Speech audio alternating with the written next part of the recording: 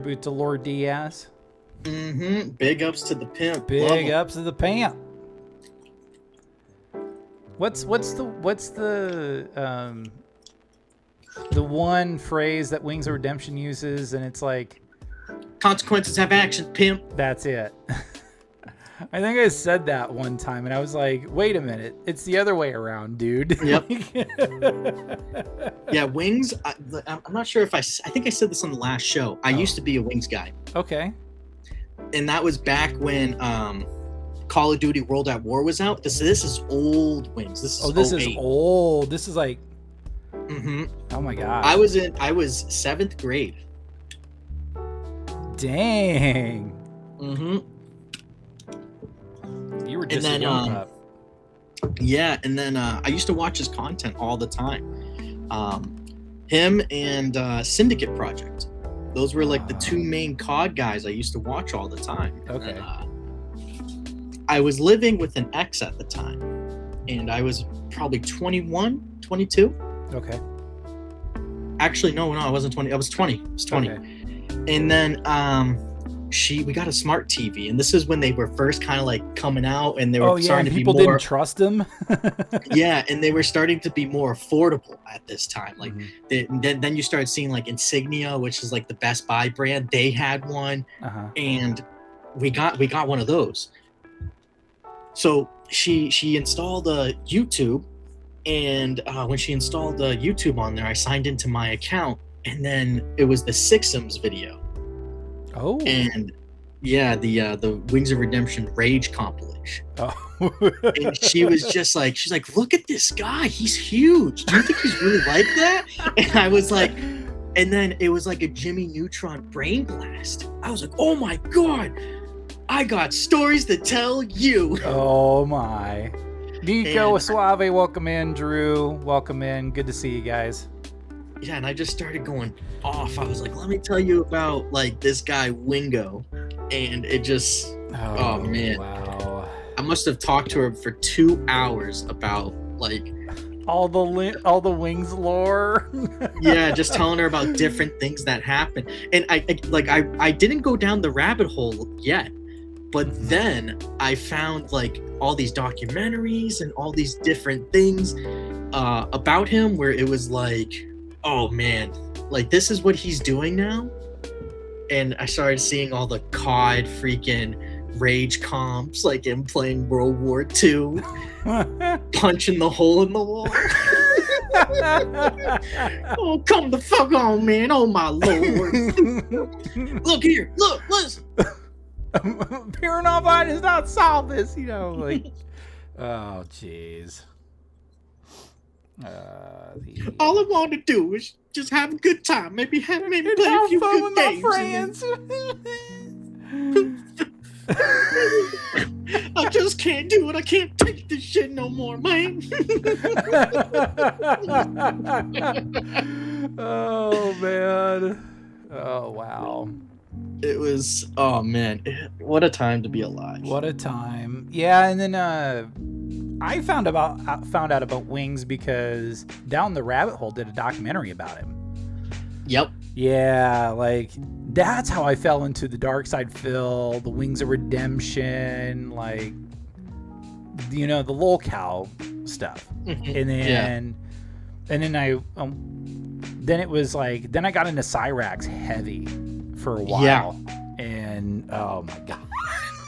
So Cyrax, I heard about him through, I forgot who it was, but I saw some videos on Cyrax, and I thought, okay, like this is crazy. There's no way this is real. Like, because when you look at him, he's an actor. Yeah, well, not that he was an actor. I thought it was something to the extent of like, maybe he did look like that, but like some of the other aesthetics, he was like forcing it. Like, I thought maybe he was just like a little short, scrawny guy, but maybe he put on like contact lenses, and that's why his eyes were all weird. And then, maybe he shaved the skullet, because I was like, dude, this guy, like, this guy got hit like not with the ugly stick, but like he fell down the ugly tree and hit every branch on the way down. That's exactly what I was gonna say. Yeah. Oh my gosh. Okay. And then I saw some stuff and I was like, wow, this guy's like really terrible. And I didn't really necessarily go down the rabbit hole with Cyrax until Duty Streams. Duty Streams posted the fight. And prior to that, I had watched some stuff. Like I watched him talk trash to Marty. Like, you Marty, I'm done with you, Marty. I'm done with you, Marty. It's been the last 7 years, Marty. And that's, again, insane stuff. And then I started looking into other content creators, and I started following Marty, William, N-word boy, and what's his name? Based Shaman. Based Shaman was the best. Oh, Based Shaman would be a dream guest of mine. I love his Cyrax impersonation. Like when he read the text messages, he has the video. Listen here. It's Cyrax. Yeah, he has the best Cyrax impression. It's 100%. 100%. He's number one for me. He's number one. Like, and then when you go to the DSP side of things, the number one for like impersonation, Mr. Ludacris. Oh, Mr. Ludacris. Mr. Ludacris. The voice. He doesn't have the voice, but the mannerisms, the timing, the verbiage, everything else is 10 out of 10 that you can overlook the voice. Like he has like, I forgot what he was unboxing, but he unboxed something and he did it just like Phil, where he talked for like 15 to 20 minutes about nonsense before he actually opened the box. I was like, that's spot on. That's spot on. Yeah, that is spot Big on. ups. Before we peel back the curtain, my friend Craig can do a really strong DSP impression. Really? Craig is not a podcast guy, so he'll never pop on, but he's kind of hanging out in the background. But yeah, he does a immaculate Darkside Phil impression. But, yeah, that's you know what, you got to keep convincing them. You got to keep mentioning it. Like, hey, you know what? I know I asked before, but I'm just saying, if you ever change your mind, it's there. Well, Sundays are a bad day for him too. Like he works on a Sunday, so yeah. But okay, all right, here we go. All right, gotta wait for me to pop up. Hi, there you go. All right, hey everyone, welcome to the Unfiltered podcast. Season 2, episode 10. Is it dangerous that like I'm in double digits in season 2? I made it through an entire first season and then double digits for season 2. That's for me. I get blown away every single time. Like the counter gets higher and higher. So, but here with me today, I have the one, the only Mr. Lolcow, Mitchell. How about you do some introductions for yourself real quick? Just reintroduce yourself. All right, Mr. Lolcow, you can call me Mitchell. I am one of the 2 hosts over on Internet Uncapped. I do it with my buddy Evan. And we go ahead, we do a wide variety of different things. As my cat just opens up the door, we love that. What's up, Sylvester? There he goes, and he's on the bed hanging out with his brother. Cool. So, we cover a wide variety of different things, from video games, movies, lolcows. Again, we dive into a bunch of different plethora of things, and the dynamic of our show, what makes it so great, is Evan has no knowledge of lolcows whatsoever. Wow. And I just provide all the knowledge, and what makes it great is that I know the lore and I explain it to him, and it's like either it makes sense or I come off as crazy, which is awesome. And then I have my personal channel, Mr. Lolcow. I'm working on some music right now, weirdly enough.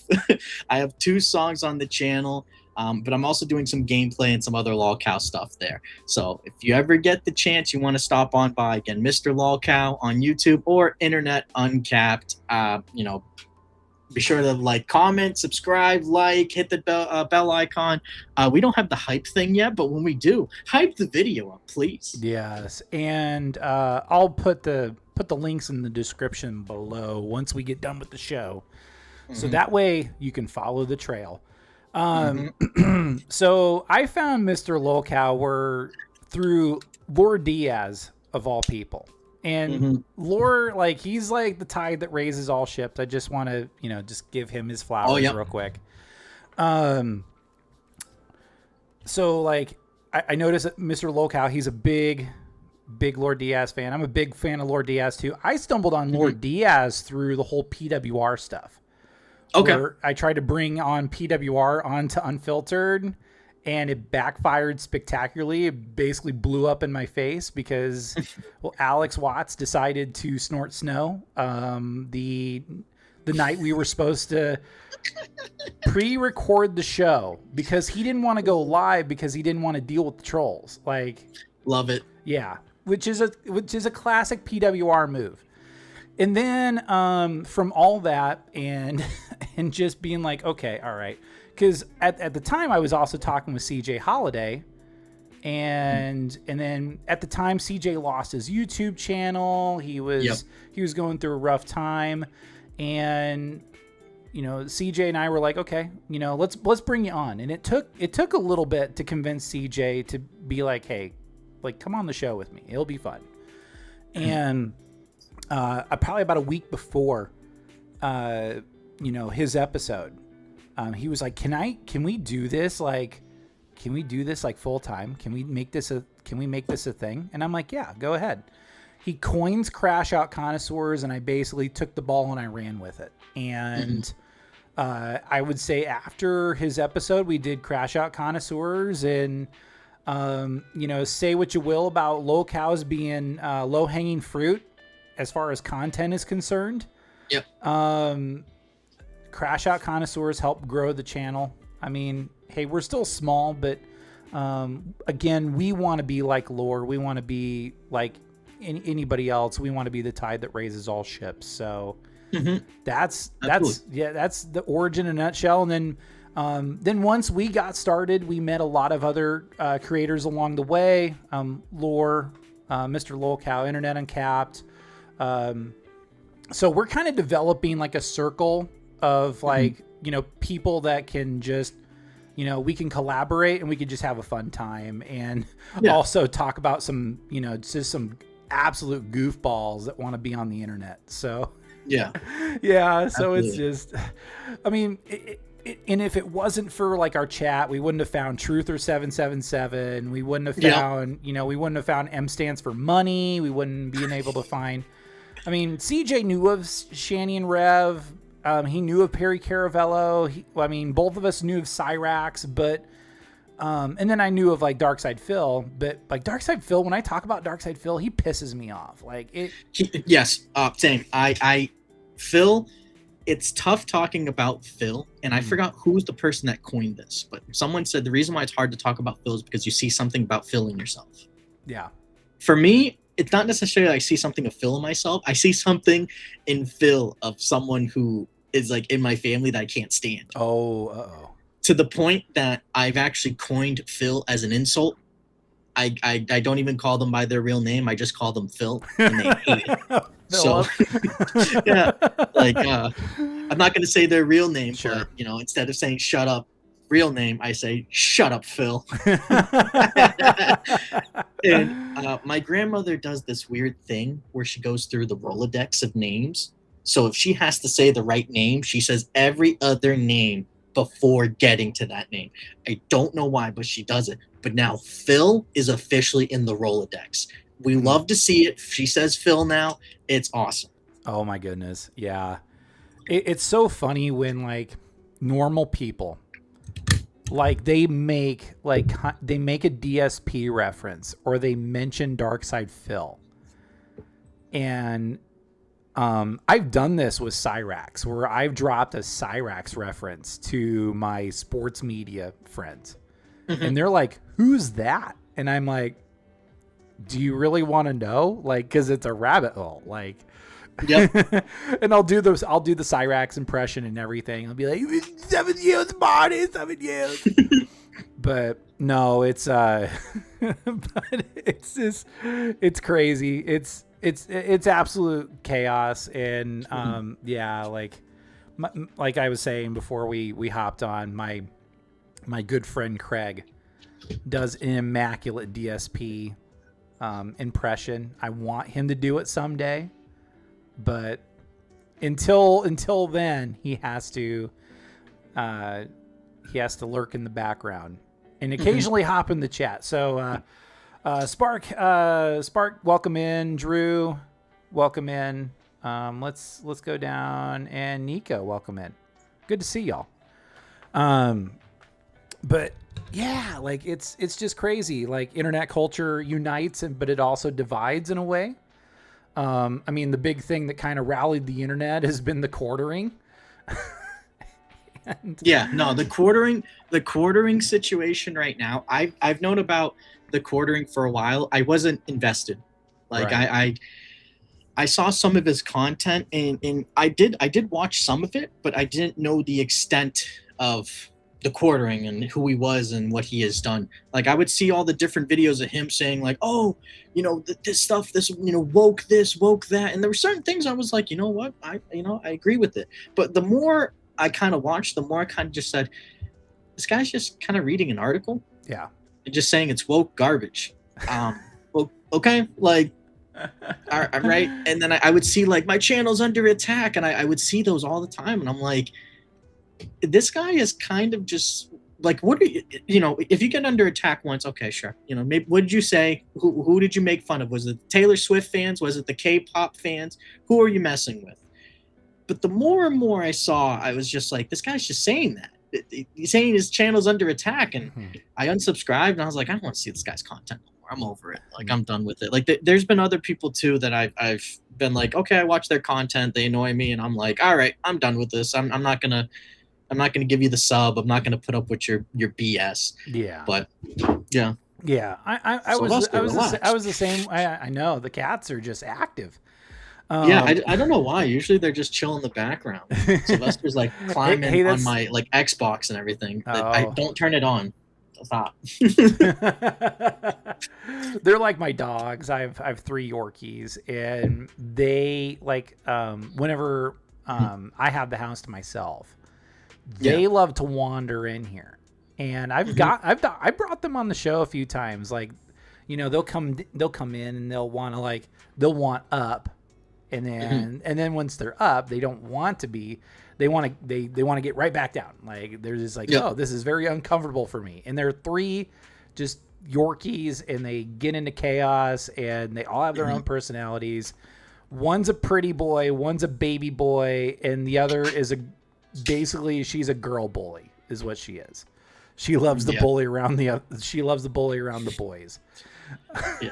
I got 2, Sylvester and Figaro. Figaro's the fluffy one. Okay. Usually he's always just sleeping here. Yeah. Like he loves just laying down on the bed, just taking naps all day.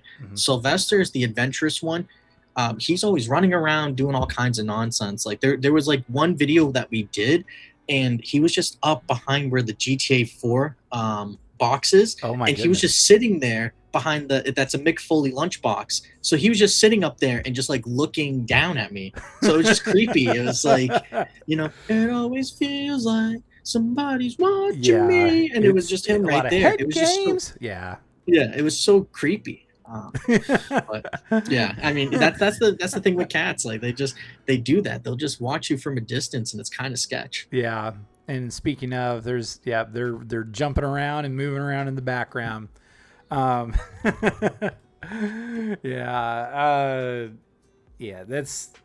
good. Yeah, I like. He's taught himself too. Sorry, he taught himself how to turn the Xbox on. Really?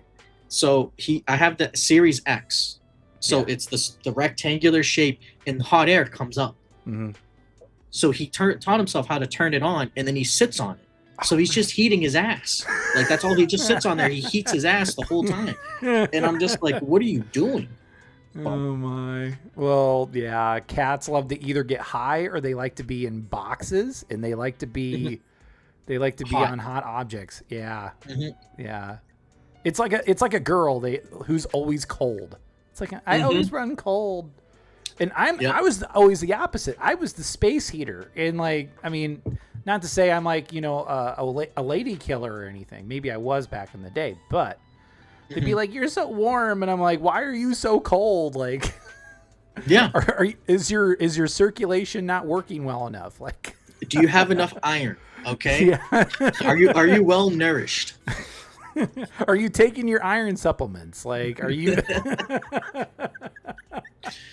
Oh boy. Oh man.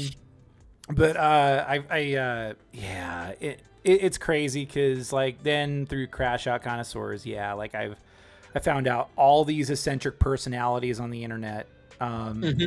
I feel like Truther draws in probably a big crowd with us because Mm-hmm. I mean, and it's so funny because I don't even know if Truther knows that we exist or not. I mean, I don't care, any which way, but it's funny because like a lot of his biggest detractors like to come on, and especially Mm-hmm. when we cover Truther, and then we catch his meltdowns live, which is absolutely Yeah. just bonkers to see. Like he's just Mm-hmm. on live stream just telling people to go live in a concentration camp or jump off a cliff, and Yeah. I'm like, The camps is a new thing. Like that, he's just started doing that. Like I'm not saying like new, like he just did it on the live stream recently. Like he's it's like something that he's been doing for like a little bit over a month now. yeah, Like I've been watching Truther for like 2, maybe 3 months now.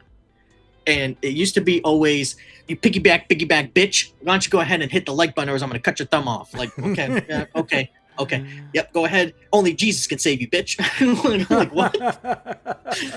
Jump, like jump. Only Jesus can save you. That one, I'm like, wow. Oh. The camp thing is a new thing where I don't know why he started saying that, but now he's saying it, and it's like very similar to Eric Cartman saying it to Kyle, like, "Oh, Kyle, sorry, Kyle. I meant to say that your cousin Kyle should go to a camp so he can learn how to concentrate." Like, and that's what he's saying it as, and I'm like, that's not how that goes, bro. That's not how that goes. You're just saying like he knows what he's saying. Like he's dumb, but he's not stupid. If that makes any sense. Yes. Oh, like, that makes perfect sense. He's very self-aware that what he's saying is not the status quo, and he should not be saying it. But he's just like, send it. We're gonna do it anyways. Like he wants to be controversial, but he wants to stay in his bubble. Yep. Yeah. He's afraid to break containment.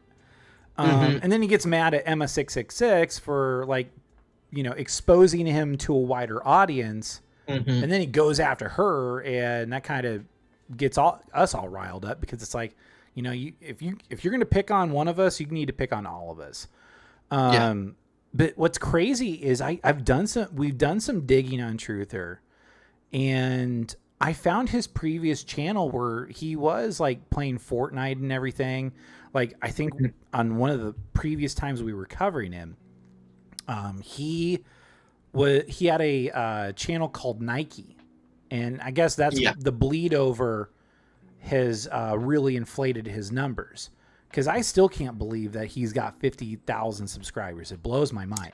So there's something to that, and what I'll say is like I've seen some of the TikTok channels that he's had, and he had a reach on TikTok. Yeah, because I'm on that platform too, and I just post like every day at 9 a.m. It's a new Cyrax dance video with a new song.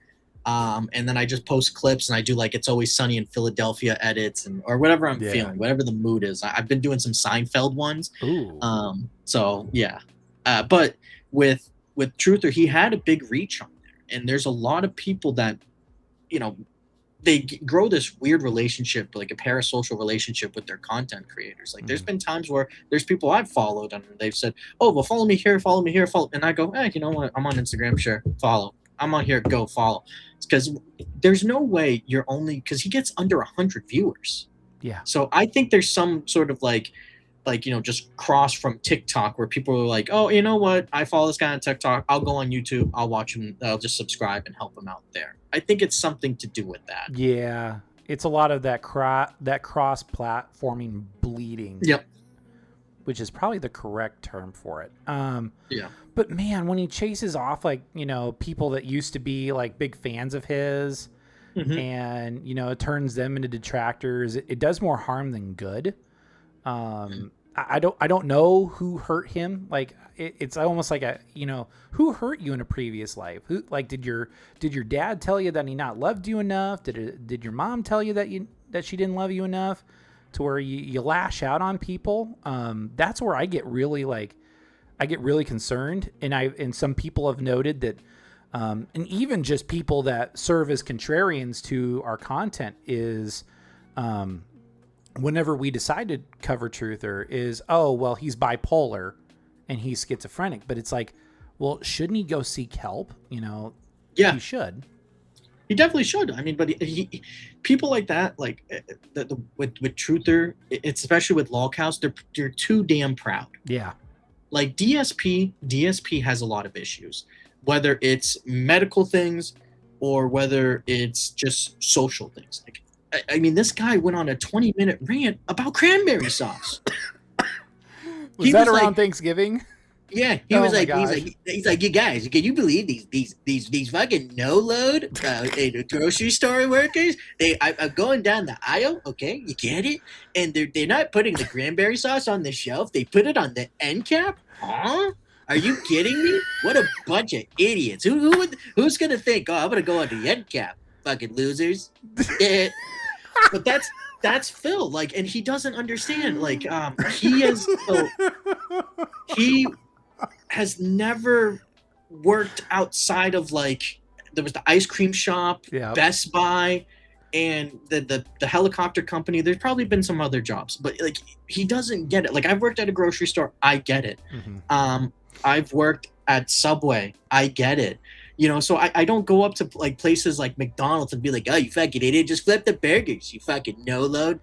Like, I'm not gonna do that. Like, I don't go to like different industries and be like, oh, all you have to do is just do this and fix it. Like, no, there's stuff, there's procedures, there's things you have to do. There's probably paperwork. Yeah. Like, I don't know how to fix a car. If you were to tell me, okay, change your oil, I can change oil. Mm-hmm. Change your tire, I can do that.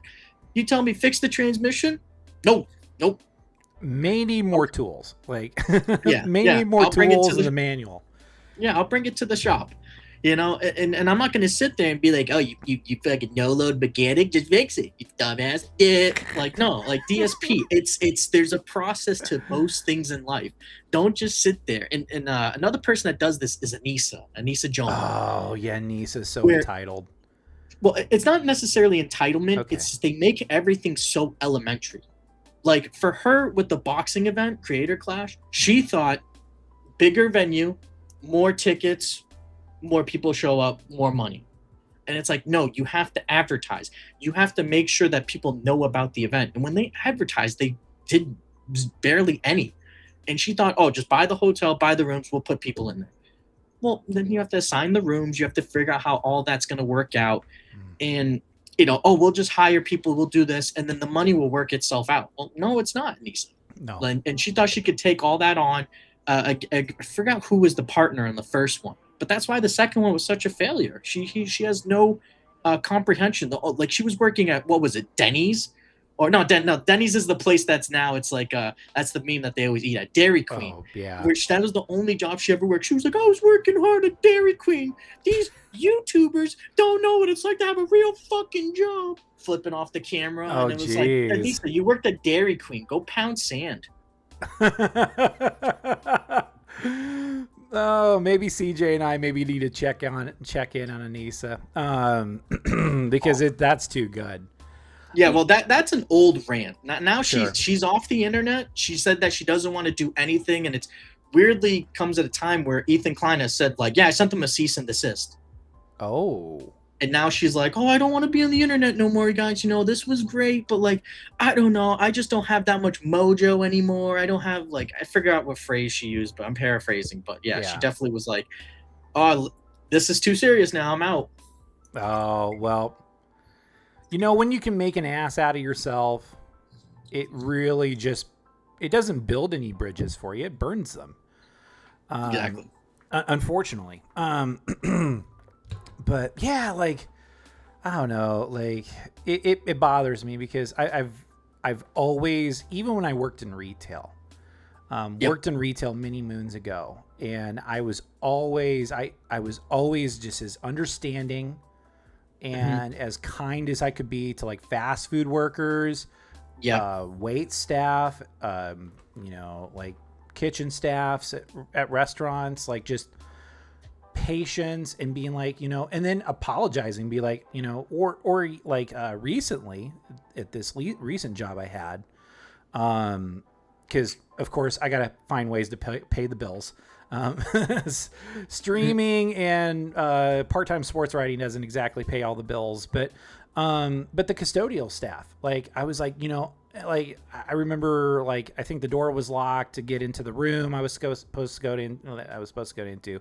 Pardon my lack of English right there, but like, he walks right past, and I'm like, I'm sorry, like, I need to get in this room, like, and just apologize and realize that you're at their mercy. You're not, they're not at yours, So, and then once he, took him like 30 seconds to do it, and I was like, thank you so much, I appreciate you, and just always thank them. That's what I've always learned. Oh, okay. Nico's got a little bit of a thought. It just hit me. Truther probably has 15, maybe 20,000 subscribers, but he blocks people so often that they have to make alternate accounts just so they can comment. All of his subs are from alt accounts of ones. That's interesting. I mean, that's a good point. I would agree with that. Like, there's probably some people that are obsessed. Like, I mean, he has these women that just like drool over him, and I don't get it. And like they, like, he treats them like garbage. Like, he's like, like I don't know. It's strange to me. But to go ahead and play off your point, like, right now the job that I have now, I won't say the company, but I'll just say it's in logistics. Mm-hmm. So it's the procurement of product, it's keeping track of inventory, understanding different metrics for different times of the year when you use different things. But like, I try to get along with everyone, and I try to just do something where I try to make it like, so I'm approachable, and I do that by putting snacks out on my desk so people can come by, grab a Hershey Kiss, whatever. Mm-hmm. Or, I bought, well, I didn't buy them, sorry, but I tried to order them. So we get these catalogs every year from the warehouse that we work with. And they tell us like, oh, these are new items. And I have to bring it to a higher up and be like, hey, can I get this added? So anytime there's something that's like, I'm like, oh man, everyone's really going to like this, I try to get it added, like Gatorade pouches, the ones that you pour into your water. So I was like, hey, can we get these added? And it took 2 days, but I got them added because I was like, everyone's going to enjoy this. So I, again, try to be kind. I try to be courteous to everyone. And there's some people that are like custodians or cleaners in the building, and they always come in and clean my office really well. They always make sure that my desk is looking nice. Like, I saw the guy one day, he came in, he was vacuuming my chair, and he had like a wet vac, and he was going over. I was like, it's like, thank you, sir. I appreciate you. And then the dude speaks like mostly Spanish. He's like, no problem, my friend. Okay, have a good day. I'm like, yeah, you too. Have a good day. Here. Yeah. And I was like, take this. Like, and I got him a card for like Dunks because I always see him getting a coffee. So I'm always like, here, get yourself some breakfast on me. That's awesome. Yeah, it's all about how you treat people. Yeah. Be kind, be courteous. That's why, like, with Lord Diaz and his streams, I'm always dropping like donos. I'm always dropping subs in there because like he always goes ahead. He shouts us out. He's always like, just rising tide lifts all ships. We said it earlier, and just the way that he talks to people, the way that he's just so kind and understanding. I think he deserves a bigger platform than what he has right now. I mean, like, he's funny. I enjoy the content, and he everything's really well put together. Yeah. I love his graphics packages, and then the stories he tells. Like, when I brought him on, like, the story about Ric Flair, like, had me on the edge of my seat because it was just so good. Like, I was like, tell me more. Like, tell me more of your wrestling stories, Laura. Like, I'm invested. Nordstrom's, right? Yeah. Yep, get the shoes. Yeah, like the $100, $200 shoes, and Flair doesn't think anything of it, but for Laura, that was a big opportunity. And you know what? Everything and anything did go wrong, but my goodness, like, that's why we got to keep giving Lord Diaz his flowers. He's well deserving.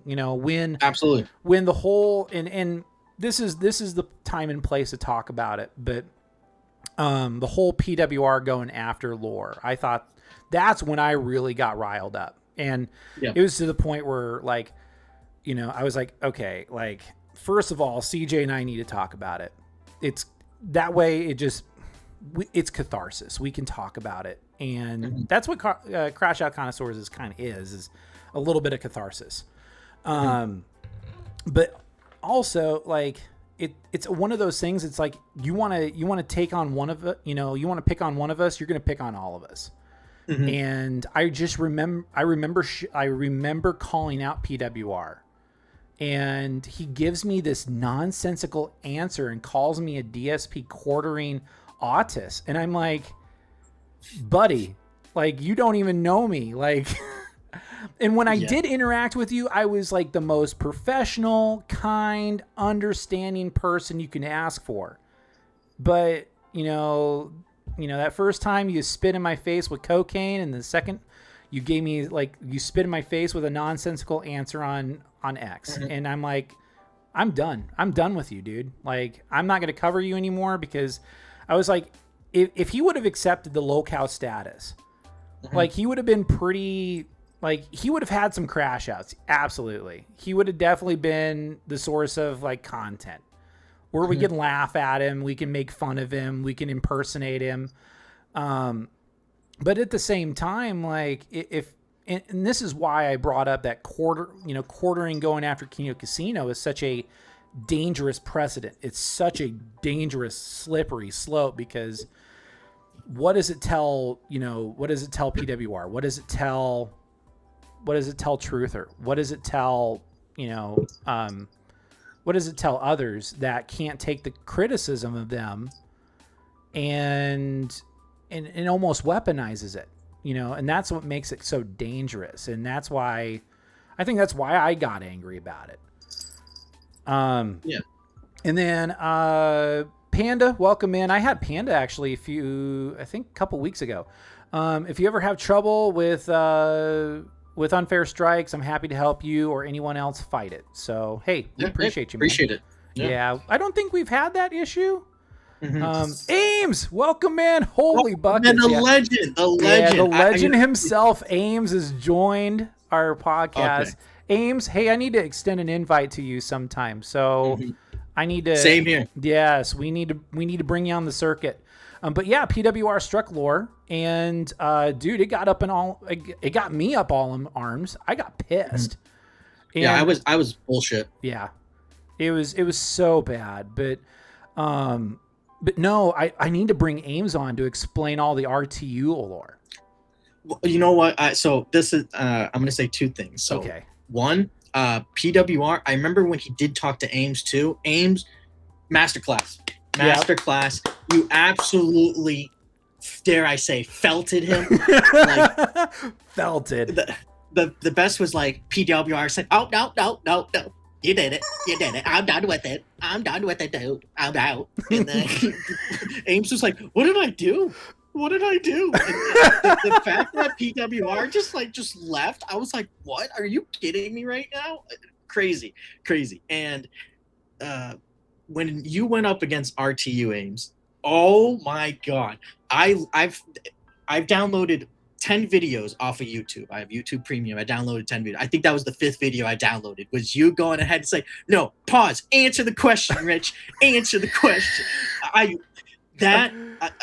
So my co-host Evan on Internet Uncapped, that's how we talk to each other on the phone prior to us doing the show. Like, we'll talk before, like, earlier in the day on, like, our lunch breaks. We'll be like, "All right, this is what we're going to go over." And then if either one of us interrupt each other, we go, "Pause, answer the question." That's too good. Panda says that PWR reversed it because they talked it out. And, kudos to Lore for being the bigger person and coming to the table and working it all out. I just want to, make sure that, hey, we're hitting all the bases.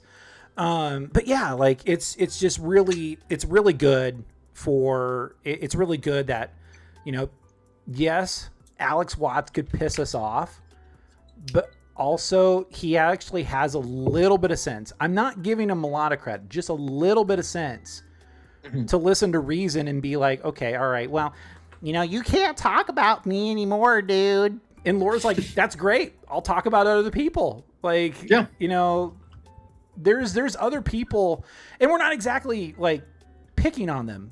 It's more like we're criticizing, because they overshare. Like, that's why people call the quartering overshare Jer. You know, and it's so frustrating, because it's like there are things that you should not talk about on the internet that you should just leave in real life. Like, the whole, because early on Phil was so open about everything, like his, like with about Panda body wash, and and I mean, and choking the chicken, live on stream, and not this chicken, he was you know, he was doing more than just stroking the ego. I mean, that's about as bad as you can take it. And some of those things you got to keep private. Otherwise, it becomes like an open wound that people are going to revisit time and time and time again. So, yeah. You got to, like, with this internet stuff, you have to be very, like, disciplined. / you can't be too open, because there's times where people will go ahead and just do some crazy stuff. Like I've heard, like, PewDiePie and, like, you know, bigger YouTubers, like, these are like the 1%ers, but they talk about how, like, yeah, like, someone went to my mother's house and knocked on the door, and it's like, what? Like, that's not okay. Like, right. You know, people take it to that extent. I mean, sometimes you have idiots like Cyrax who's like, pull up, Marty. This pull is up, my address. Marty. Pull up, you bitch. Like, and it's like, and okay, guess well, what? You did Marty it to pulls yourself. up. Yeah, and then he hides. Yeah, and then he hides. Except for on 3/3/23. But it's just like, why put yourself in that situation? Like, Wings never gave his information out, but he got doxxed. To my knowledge, I'm pretty sure he never doxed him. RTU, he's doxed himself by accident on stream, going ahead and looking at certain things. And Ames, again, Masterclass, has been like, yeah, no, Rich, you live in a one-family home. You just live in the basement. You know, and he continues to felt RTU, and it's you know, it's always something insane with RTU. But yeah, again, Cyrax, like, he's open about it. RTU does it by accident. Wings didn't do it at all. There's 3 different scenarios. Cyrax, again, your fault. RTU, be better. And Wings, sorry, you know, but you're a lolcow, and you know, like, you know, it's just like, I don't know what to say about Wings. You know, it happened. You know, thankfully, no one has done nothing crazy. I mean, the one thing that gets me is when they ordered DoorDash and they told the guy to smash the watermelon on the front porch. Oh my God. Yeah, Ames says, I told you not to come here, boy. The best is, like, he's holding the hammer and he's like, this is going in your skull, Marty, if you come here. Because I'm a Viking. Like, and it's, oh my, yeah, he claims Viking heritage. He claims Cyrax is everything but nothing at the same time. He said at one point that he was Jewish. He said that he had Viking heritage.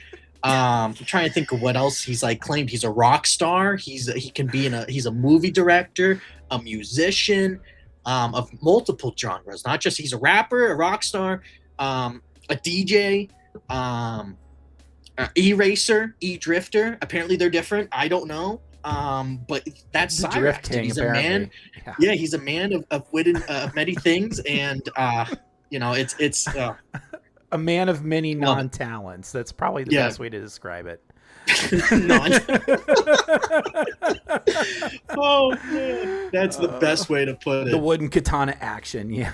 The wooden katana, when he breaks it out, oh my God, the wooden katana is the best, because he's like, I'm gonna slice you down, Marty. He shows off the skills. Oh, that's too good. Oh, no.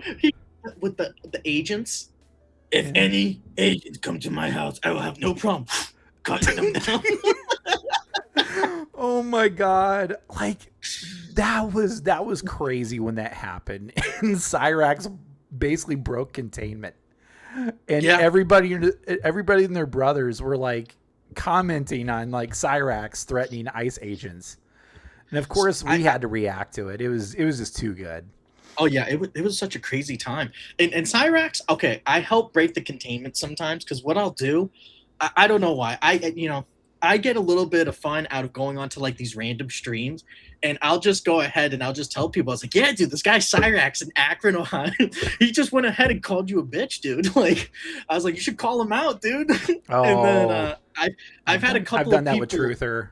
Like, Cyrax challenged him to a dance contest. Yep. Yes. And then I had one guy go ahead and Google him. He's like, who the fuck is this? This guy's talking about me. I was like, yeah, dude, he called you a bitch, dude. It's crazy. And then he was like, no. Dude, he was absolutely pissed off. Oh, man. But, another one is when I kept on... In Truther, I don't know how he did it, but he kept ignoring me because because my proposal, my trolling is harmless. Like, and if I pick on you, I like you, but also like if I troll you, like it can go either way. But yeah, I was like, Truther, this would be the easiest W you can ever have. Like Cyrax challenges you to a dance off. You dance live on stream anyways. This would be an easy W for you. But he keeps on freaking out about like, who's the Cyrax guy? I don't play Mortal Kombat. And I have all those clips saved too. Yes. Yeah. And I have he's them like, on well, the ducking all the questions, like, you know. Yeah. And he was like, what the fuck? Are you playing Call of Duty Black Ops in your head? Are you fucking mentally the best.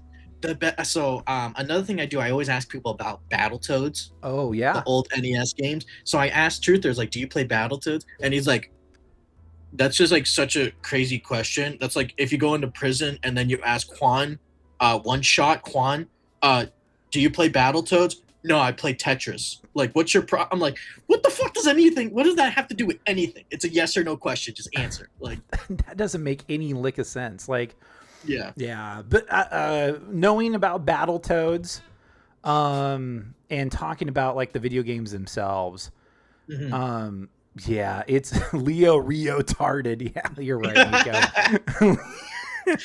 Oh man, maybe Truther's that type that would mix up Battletoads with Teenage Mutant Ninja Turtles, and that would just set off my berserk button because I grew up a Turtles fan. Like, I'm a huge Teenage Mutant Ninja Turtles fan. Godzilla is another big fandom of mine. I like particular animes. I know Ames for sure. He's a big DBZ fan. I respect the hustle. I respect the flow. And Ames, if you ever want to hop on, we can definitely talk about Dragon Ball Z. I'm more than happy talking about Dragon Ball Z with you. But Battletoads, like I enjoy the arcade. The arcade game is so good because it's so gory and so insane. And like you could basically kill the big mouse character and like he bleeds out of his navel. Like, yeah, it's just like so nuts. And then is it the Black Queen? Or is it the Dark Queen? I think it's the Dark Queen.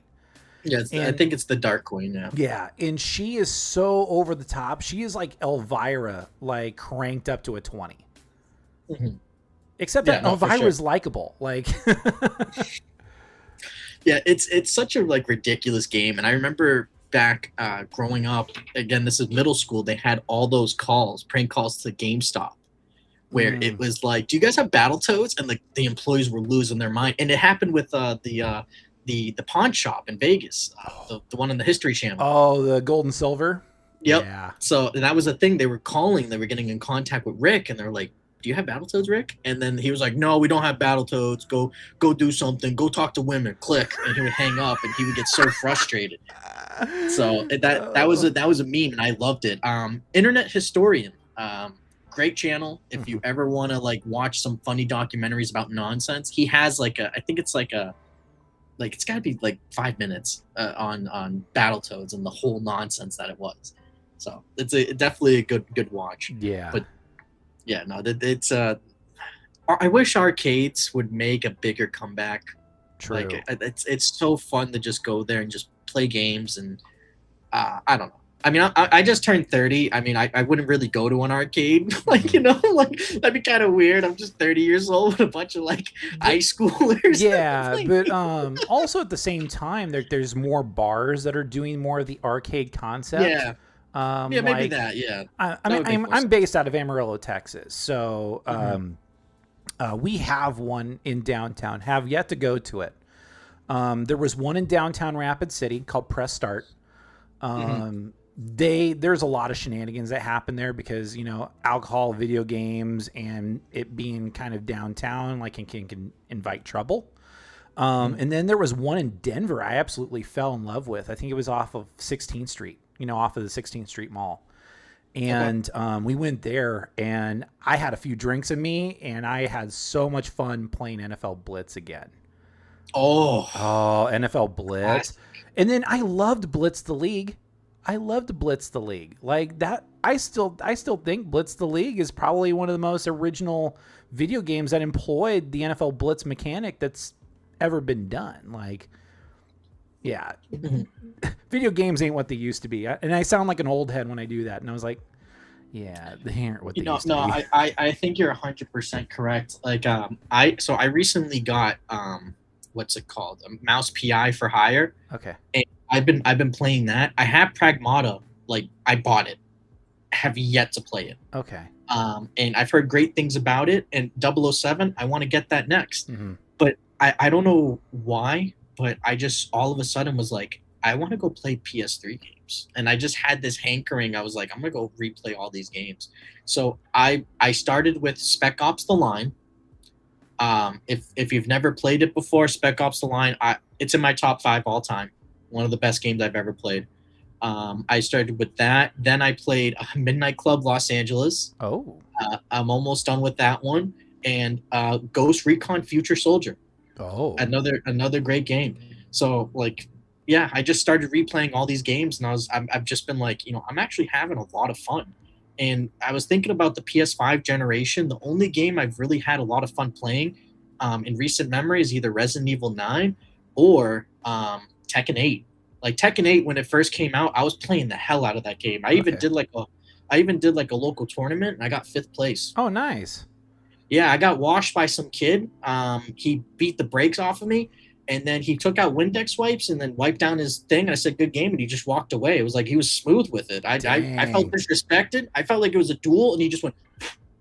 Wow. And I was like, I respect that. But I got 5th place. I didn't win anything, but it was fun. There was one guy that was pulling the DSP and punching the joystick. I was like, whoa. Oh, dang. Like, it's not that serious, bro. Yeah, or like the low tier god type of, mentality going in. I mean, yeah, the big thing with like fighting games is it kind of brings out the toxicity in people.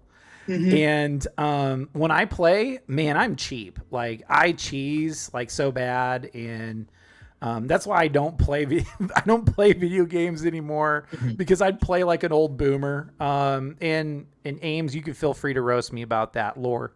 If you see this clip, you can feel free to roast me about that too. And then I think I've had Meerkat Mob like show up one time, and yeah, he can roast me too. I'm open season, guys. Yeah, it's not duck season or rabbit season. It's Tyler Liger season. Just remember, even if you're bad at video games, guess what? You're still doing better than DSP. And as long as you learn humility when you get your ass kicked, that's when it's like, okay, all right, he's normal. Like there's nothing wrong with him. Yeah, there's one guy, Urban Style Individual. That's his YouTube, and then he always has the saying, "Remember, no matter what's going on, you're still just be happy you're not DSP." Oh. It's one of the best lines going into a DSP video. That and Denim Banana. Oh yes. The intros, I love the intros. I love the crank the tune, dude. He turns it comes to denim, dude. And it's what's it? Codename Kids Next Door, and they're all like, comes in denim. That's too good. Comes in denim. And then DSP later just denies it. It's like, what? Well, just own the meme, like own it. Yeah, it comes in Nana. You know, load, you bunch of idiots. What are you talking about? Listen, it comes in Nana. What does denim even mean? Like, yeah, I guess someone broke it down and was like, hey, like, there's actually a denim banana in that game. So I guess like. Yeah, I guess that's what someone was saying. There's actually a banana that is denim in the game, or it has. Oh, in Conquer's Bad Fur Day, because that's what he was playing. Yeah, I guess there was a denim banana. Okay. I don't know. But yeah, so that's what he was saying. It comes in denim. Like it's a real thing. Only DSP can take something and just tell you right to your face, like, no, you're lying. You're all lying. Like, and there's video footage of him singing the song and laughing at himself. And then turning around and being like, no, that's AI. Like, it doesn't exist. Oh, Phil, the quote, "It's a Gundam." Hey, Darkside Phil, it's your favorite YouTuber. Never change. That's a great It's a Gundam impression. That's great. Thank you. That's great. I'm again. I can do so many different people. I could do John Gruden.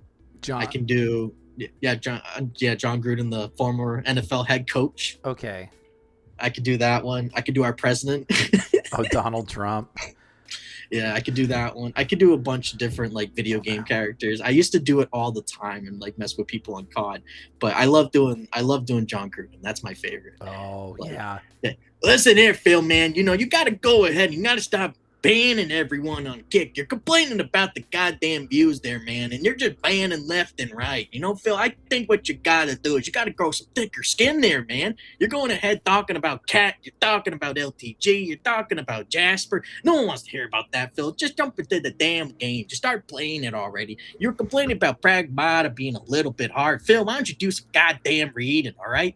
You're just sitting there complaining time and time again. You got to start banging on the table there, man. Bang on the table if you're with me. Come on, Phil. That's great. I love it. Yeah. I can't do the impressions like I used to anymore. I mean, I've done the Gollum impression, like the impersonation, you know, done the Gollum Smeagol. I've actually done that like I got wrangled into a group on Discord. And no Discord kittens, just disclaimer. And I did like the Gollum impression, you know. Gollum, hate this person, but Smeagol loves you just a little bit, you know, just like just a little bit, just kind of. And then like I don't know how well my Cyrax impression holds up, but. It happened. You know, I'm just like, you know, I get into that. Another one that really pisses me off is Tafiachu. Tafiachu pisses me off so bad. Like, bad. She's such an idiot. Okay. I still can't believe she was on Tinder in Amarillo, Texas. Like, yeah, she's such an idiot. Like, when it comes to money and when it comes to like, again, all this other stuff, like, to me, what annoys me the most, okay, it's just work hard in life. Just work hard in life, and then, you know, you get your piece of the pie. You know, for Tafia, she's just like, no, I want the whole pie. And it's like, Tafia, what have you done? Yes. No. Pie and a half. Like, yeah, exactly. But she just constantly is just bitching about how she deserves everything, and it's like, Tafia, you're not entertaining, okay? People tune in to laugh at you, not laugh with you. That's one. Two, it's TikTok. TikTok is not the platform where it's like we pay everyone. Like, you know, Kick right now, you hear it from everyone. Like, Kick takes care of their content creators. So you're not on a good platform. You don't do anything. What do you expect? And then she'll have these like pity moments where she's like, "Oh guys, I have no money." It's like, wait, but didn't you just say you had $800? And then she'll cry, and then she does another video. Look at this top that I got. It was $50. And it's like, so that's where the $800 went.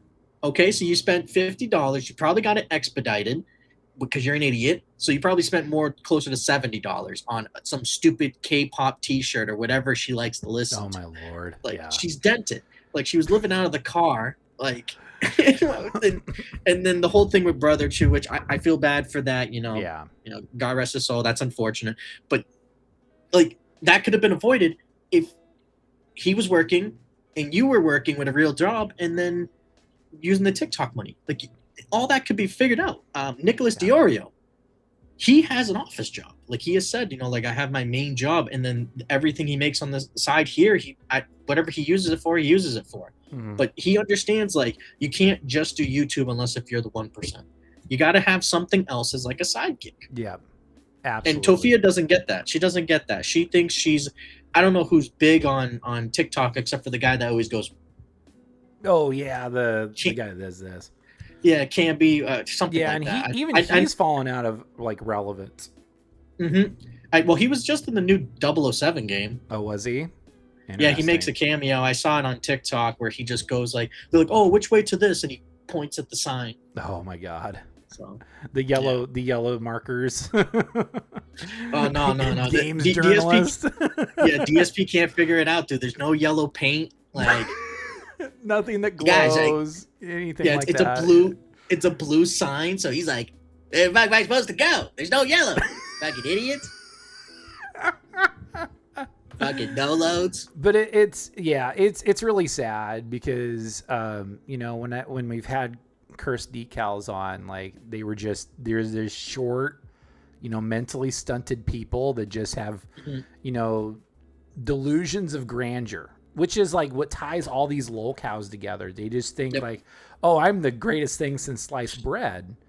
Yep. And they're just like they're like babes in the woods. They just don't know like that there's more to it. That with YouTube, you have to like YouTube or any sort of content creation, you have to have a day job.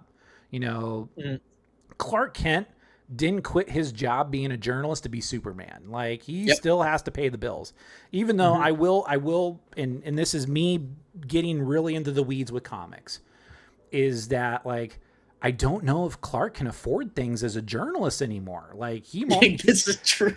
And because like, I think the most and without disclosing too much information, like I never broke over $50,000 for, as far as a salary. Now there's been times where I've worked like, 50, 60 hour work weeks and had really nice paydays. And it helps that that I'm a single male and I can afford bills. My bills aren't too much. And then I have plenty of other money that I can store away, or I can, I can use towards other things, or have, 2 monitors, a webcam, a key light, a fan, and like, some fancy computer parts. But, like it's just, there's more to it. Like, and it's almost like hitting the lottery as far as, becoming that 1% YouTuber where you can just thrive. You can make boatloads of money off YouTube or Kick. And I know Kick has been really taking care of people. So kudos to Kick. It seems like that's where everybody wants to go to. As far as like the investment, like where it's like, okay, they're doling out all this money, but how are they making money? Which usually in part, it's like television, it's due to sponsors. Although like if you go on Rumble, and nothing on anybody on Rumble, like I love that Lore is started to archive his Stepmania stuff over there. I need to probably start maybe uploading stuff on Rumble, but whenever I boot it up on my computer, it comes off as like a whole line of code. It's like all these like it's really distorted, so I don't use Rumble. But as far as Rumble, like people kind of like it too, even though the ads for it are really strange. Like they're really weird. Yeah, it's like Alex Jones level of cringy. Yeah. It's like, oh, like, are you tired of being fat? Let me tell you about this pill I started taking. I started drinking this type of water too. I'm like, what the hell? What are you talking about? Like, I've seen so many about like this, like these different types of like mushroom water or something, or mushroom coffee. I'm like, what the hell is this? Get off my screen. Coffee. Oh my God. Yeah. I'm like, hey, I'm not buying it. Leave me alone. Don't buy the damn bit. Yeah. But anywho, I think this is where we could talk a little bit about sports. We're an easy hour in. The NBA Finals is coming up. We got our 2 last teams standing: the New York Knicks and the San Antonio Spurs. I got the Spurs in probably a really good 6-game series. Yeah, Spurs in 6. Yeah. Yep. Yeah. I love Wemby. I love everything about this team. I love the fact that they're tough. They beat OKC, the flopping team that they are. I'm not an OKC guy. I hate Lou Dortz. I think there's so many times where he should have been suspended for some of the dirty tactics that he has. I think the egregious calls that they get, compared to other teams, I think it's terrible. Chet, he's soft. He's not the guy. He was talking all this big game when he got drafted. Oh, what's your goal? Oh, Rookie of the Year. Okay, what's another goal? MVP. Oh, when do you think you get it? This year. Okay, Chet, shut up. Like you put up what 2 shots? He's not the guy. He had 4 points. Chet's, yep. In Game 7 of the Western Conference Finals. Yeah. It was 2 of 4, right? 2 of 4. Yeah. Yeah. Bum behavior. I can understand if someone like Alex Caruso had a performance like he did in Game 1, then it's understandable. But Caruso only made 1 3. I think Wallace was 5 of 8, so he had, I believe he had 19 points at the end, and he was 5 of 8 from 3. Then you had Jaden Williams, not the injured one, the other Jaden Williams. Okay, because there's a lot of Jaden Williamses out there. Yeah, so it was number 6 Jaden Williams, not, I forgot what the other one wears for a jersey number, okay. But he I think he was like 3 of 6 as well. I think he was shooting 50% from 3. So you had all, like, again, it would have been different if everyone was killing it, but no. And Chet, you're supposed to be the number 2. So he should have been better, and he wasn't. And it's because he's just in his head. Like, Wemby owns him. Wemby is he's on that ass 100%. And when it comes to the when it comes to the Knicks, I mean, I respect Jalen Brunson. I've been a Jalen Brunson guy. Like, when he took over in Dallas, like in some of those series, where I forgot, I think they played, it was the Utah Jazz in the first round, and Luka was hurt, and he showed up and he balled out in that series and helped them win. When he went to New York, I was like, they have a guy. They have a guy that they need to run the offense through him, let him play, and he'll be able to take them places. Cat, I'm not sold on Cat. I think he's the kryptonite of this series. You're telling me the guy that goes, after all that, you're telling me he's going to man up and play defense on Wemby? Not going to happen at all. And you have Mitchell Robinson now, who he broke his finger. They're saying he might miss some time. They don't know yet. And I'm trying to think who the other big man they have is. But, yeah, I think Cat is going to be the weak link here. Wemby's going to dominate him and beat him in the low post. Yeah. I was a big fan of Cat, even when he was in Minnesota, because I felt like he held the Timberwolves back. Yes. Where Anthony Edwards and now the T-Wolves, I think they could be, in a loaded Western Conference, and then when the NBA expands, I don't think it's a matter of if, it's a matter of when. And they've already kind of decided on that the 2 expansion teams are going to be in Vegas and they're going to be in Seattle. They're going to bring back the Seattle Supersonics, which awesome, like by all means. Long time coming, by the way. But yeah, then that means like the Timberwolves could move east, and then, Ant's still a young guy, and then there's a young core around him. Like, that immediately brings a contender over to the east, which I think is going to be that. In Minnesota, like, even though like the Lakers like won their first championships in the end during their initial period in the NBA before they moved to LA, before they became the Lakers, we all either know and love or know and loathe, especially for Boston Celtics fans, know and loathe. Yes, very much so. But Minnesota, like the Timberwolves have been like awful for most of their years. But so here's one question I can ask you is like, when did you really get into the NBA? Was it during the 90s, during the Jordan years? Because that's when I was really big in the NBA. So I was born 96. Okay. So I didn't really, I watched basketball and I was very much entertained by it, but I didn't really understand it until like probably 04, 05. Okay. But I do remember watching the 3-peat with Kobe and Shaq. Okay. Like, so I remember that, but as far as like, being able to, for lack of a better term, appreciate it or understand the gravity and the how much it like important it was for that time period and for their legacies, I had no knowledge of that. And it wasn't until later on that you kind of understand like legacies, you kind of understand the X's and the O's. So like I would say probably like 05, 06, 07, that's when I really started picking up on that. Okay. So for me, unfortunately, the guy that has been like the face of the league has been first it was Kobe. Yep. Thankfully, love Kobe, and then LeBron. I'm not a LeBron guy. I've never been a LeBron guy. To me, if you go ahead and you jump from team to team, you get superstars to come and join you, and your best friend, who the NBA says you have no affiliation with, have no affiliation with, owns like a talent agency, you should be able to win more than 4 championships. Oh, I don't care that you win the 10 finals. You should be able to win more. Yeah.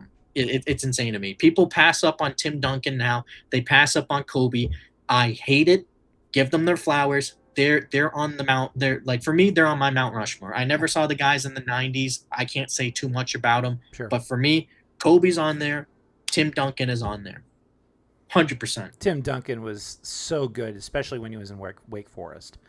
And then for him to fall to the Spurs because David Robinson was injured that year was like silver lining for the Spurs. It was, I was like, oh my gosh, like the Spurs have like instantly become a contender. Like, and you know, they pulled it off because, well, they had Popovich early, like young Popovich. Yeah. And then they had Manu Ginobili and Tony Parker and then a young Kawhi Leonard too, as well. Yep. I mean, you it's easy to forget like how loaded the Spurs were during the 2000, you know, spanning from 1999 all the way to about, oh gosh, like the last time they won an NBA title was 2014. 2014. How consistent they were. And the other thing too is the role players. That's always been the thing about Spurs. They take these guys from nowhere. Like, people forget about Gary Neal. Gary Neal blew up in the 2013 where there was the one that they lost to the Heat and 7. Yeah. Gary Neal played his ass off. This dude walked into a 4-year crazy deal with the Milwaukee Bucks because of how great he played. And then you never heard from him again. On the Spurs, he was a legend. Then nothing. Aaron Bain, another guy. Aaron Bain bounced around. I hope he's doing well too, because I know that he lost like sensation in his legs. He had a crazy fall in a game, but he was a guy that bounced around a little bit too, from Detroit, Boston. Trying to think, there was a Phoenix and one other place, but he bounced around, and he was a guy that you would bring in and be a good rotational guy. And with the Spurs, he was a center that could stretch the floor. Tiago Splitter, another guy, and some people later on in their career, T-Mac, Antonio McDyess, guys, probably Antonio 1 or 2 years McDyess, left. Man. Whew. Yeah. Wow. Guys at the end of their career that would just show up, play some good ball, and give you some quality minutes. Andre Miller, another one, show up, give you some quality minutes. And they played their role really, really well. Danny Green, people forget he was undrafted. He went to Cleveland first, and then he went to the Spurs. Like, I don't want any Danny Green slander. The guy was a 3-and-D. He played great defense, and then if he went ahead and hit 5 threes in the game, he did his job. But if he played great defense and only hit 2 threes, guess what? He still did his job. Nice. It was to play defense primarily. I am 100% a Danny Green supporter. Patty Mills, another guy, another 3-and-D guy who was killing it. So, yeah. Yeah, I remember Antonio McDyess. Yep. Oh gosh, and then I got to see Antoine Walker towards the end of his career. Oh, okay. Craig, my aforementioned friend, and when I was visiting from Texas up to Iowa, that's where I'm originally from. We attended a Iowa Energy game. This was before they became the Iowa Wolves. They were more so affiliated with like the Memphis Grizzlies rather than T-Wolves, but while attending an Iowa Energy game, they played the Idaho Stampede, and lo and behold, who was on the Idaho Stampede? It was Antoine Walker. The big reason why Kentucky won a national title back in the 90s. And then he had a long career in the NBA. Mostly with the Celtics and the Heat. Mostly with the Celtics and the Heat, yes. And then he was also like, it was weird because he moved so slow, but he was such a big guy.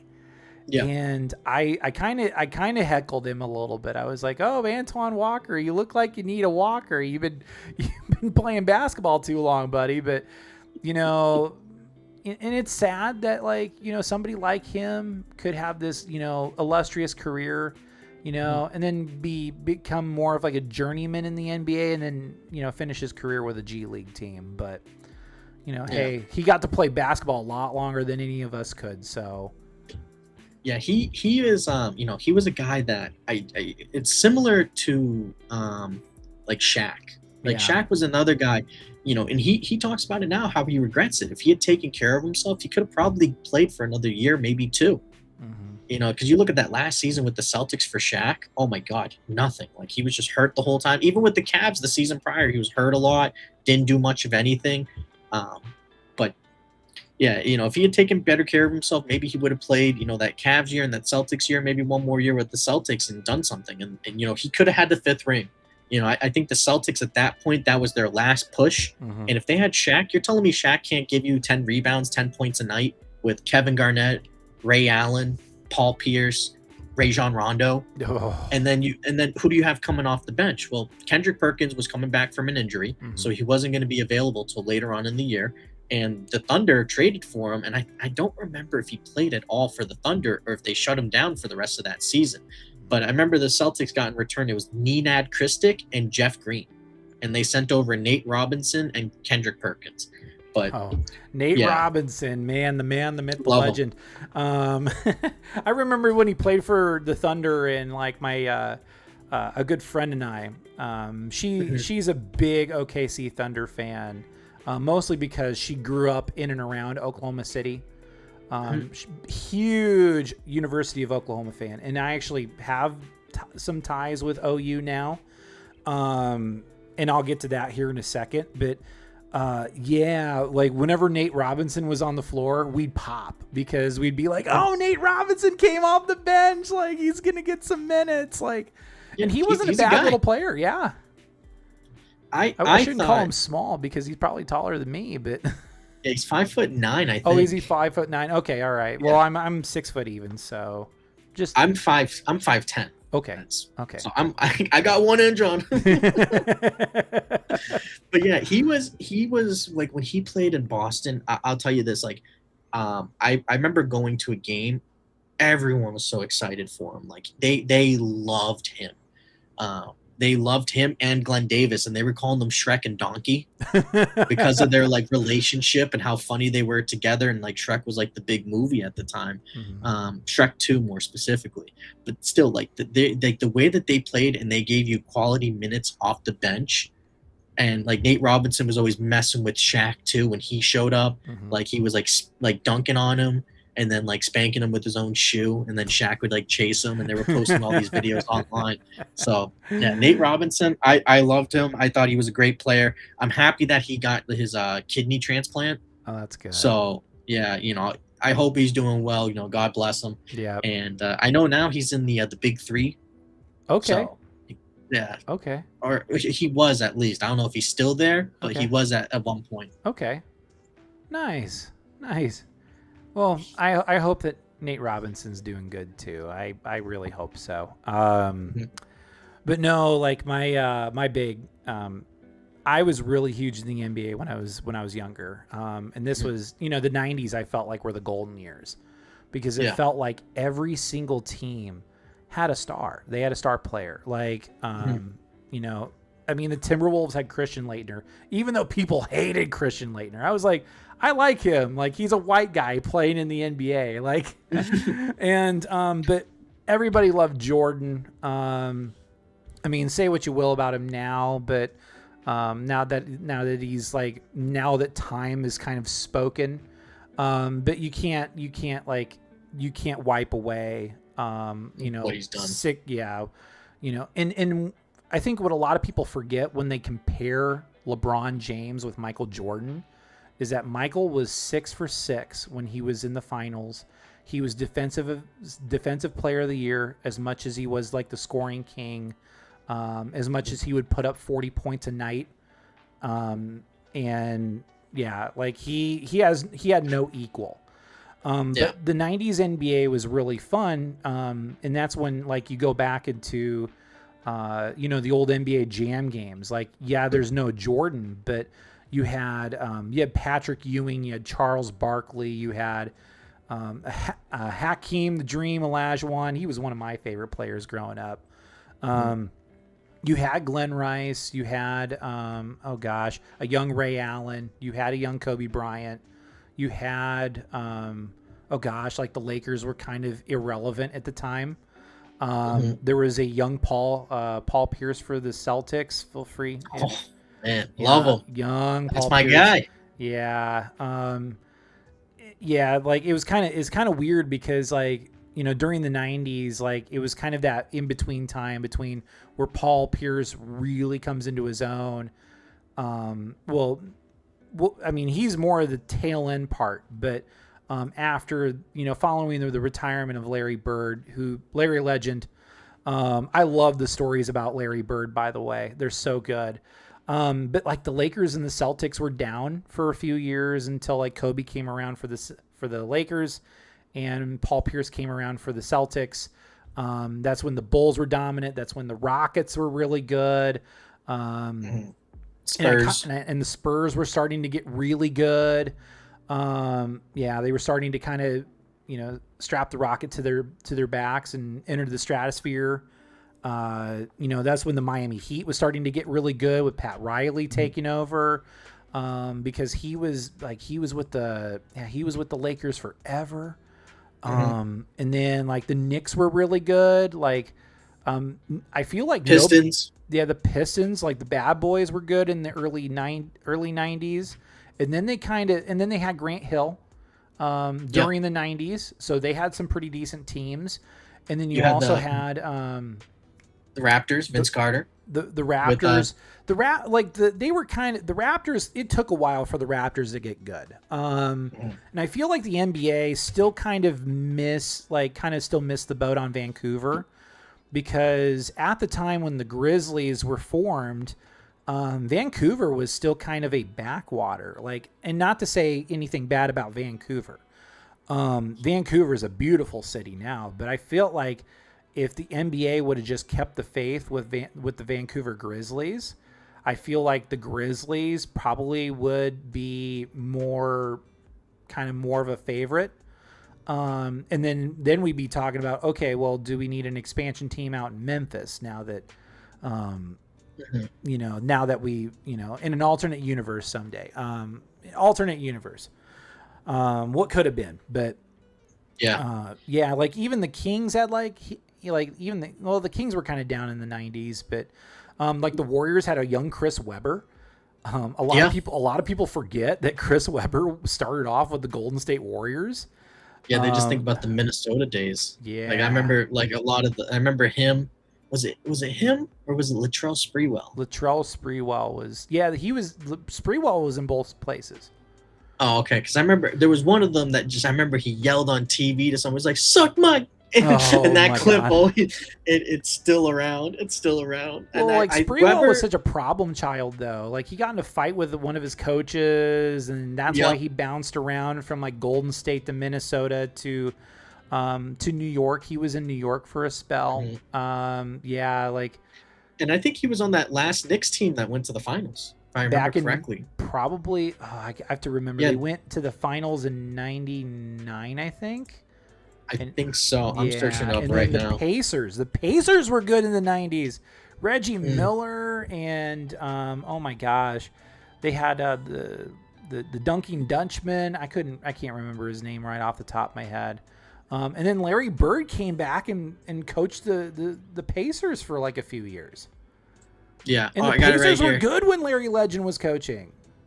Yeah, Latrell was on that team. Okay. And then I totally forgot though, Marcus Camby. Yeah. Marcus Camby started off with the Raptors, and then he went over to. And then he eventually found his way over to the Knicks. Yeah, and he was also like for the longest time with the Nuggets. I remember him with Melo. Yeah. And I think he was there before Melo got there, and then he kind of just like he would just kind of hung out for a little bit. Yeah. Like I remember he was like the starting guy, and then the dude with the mohawk, Chris Anderson, he took over. Oh, yeah. It was him and Nene. Oh, Nene. Oh, yeah, yep.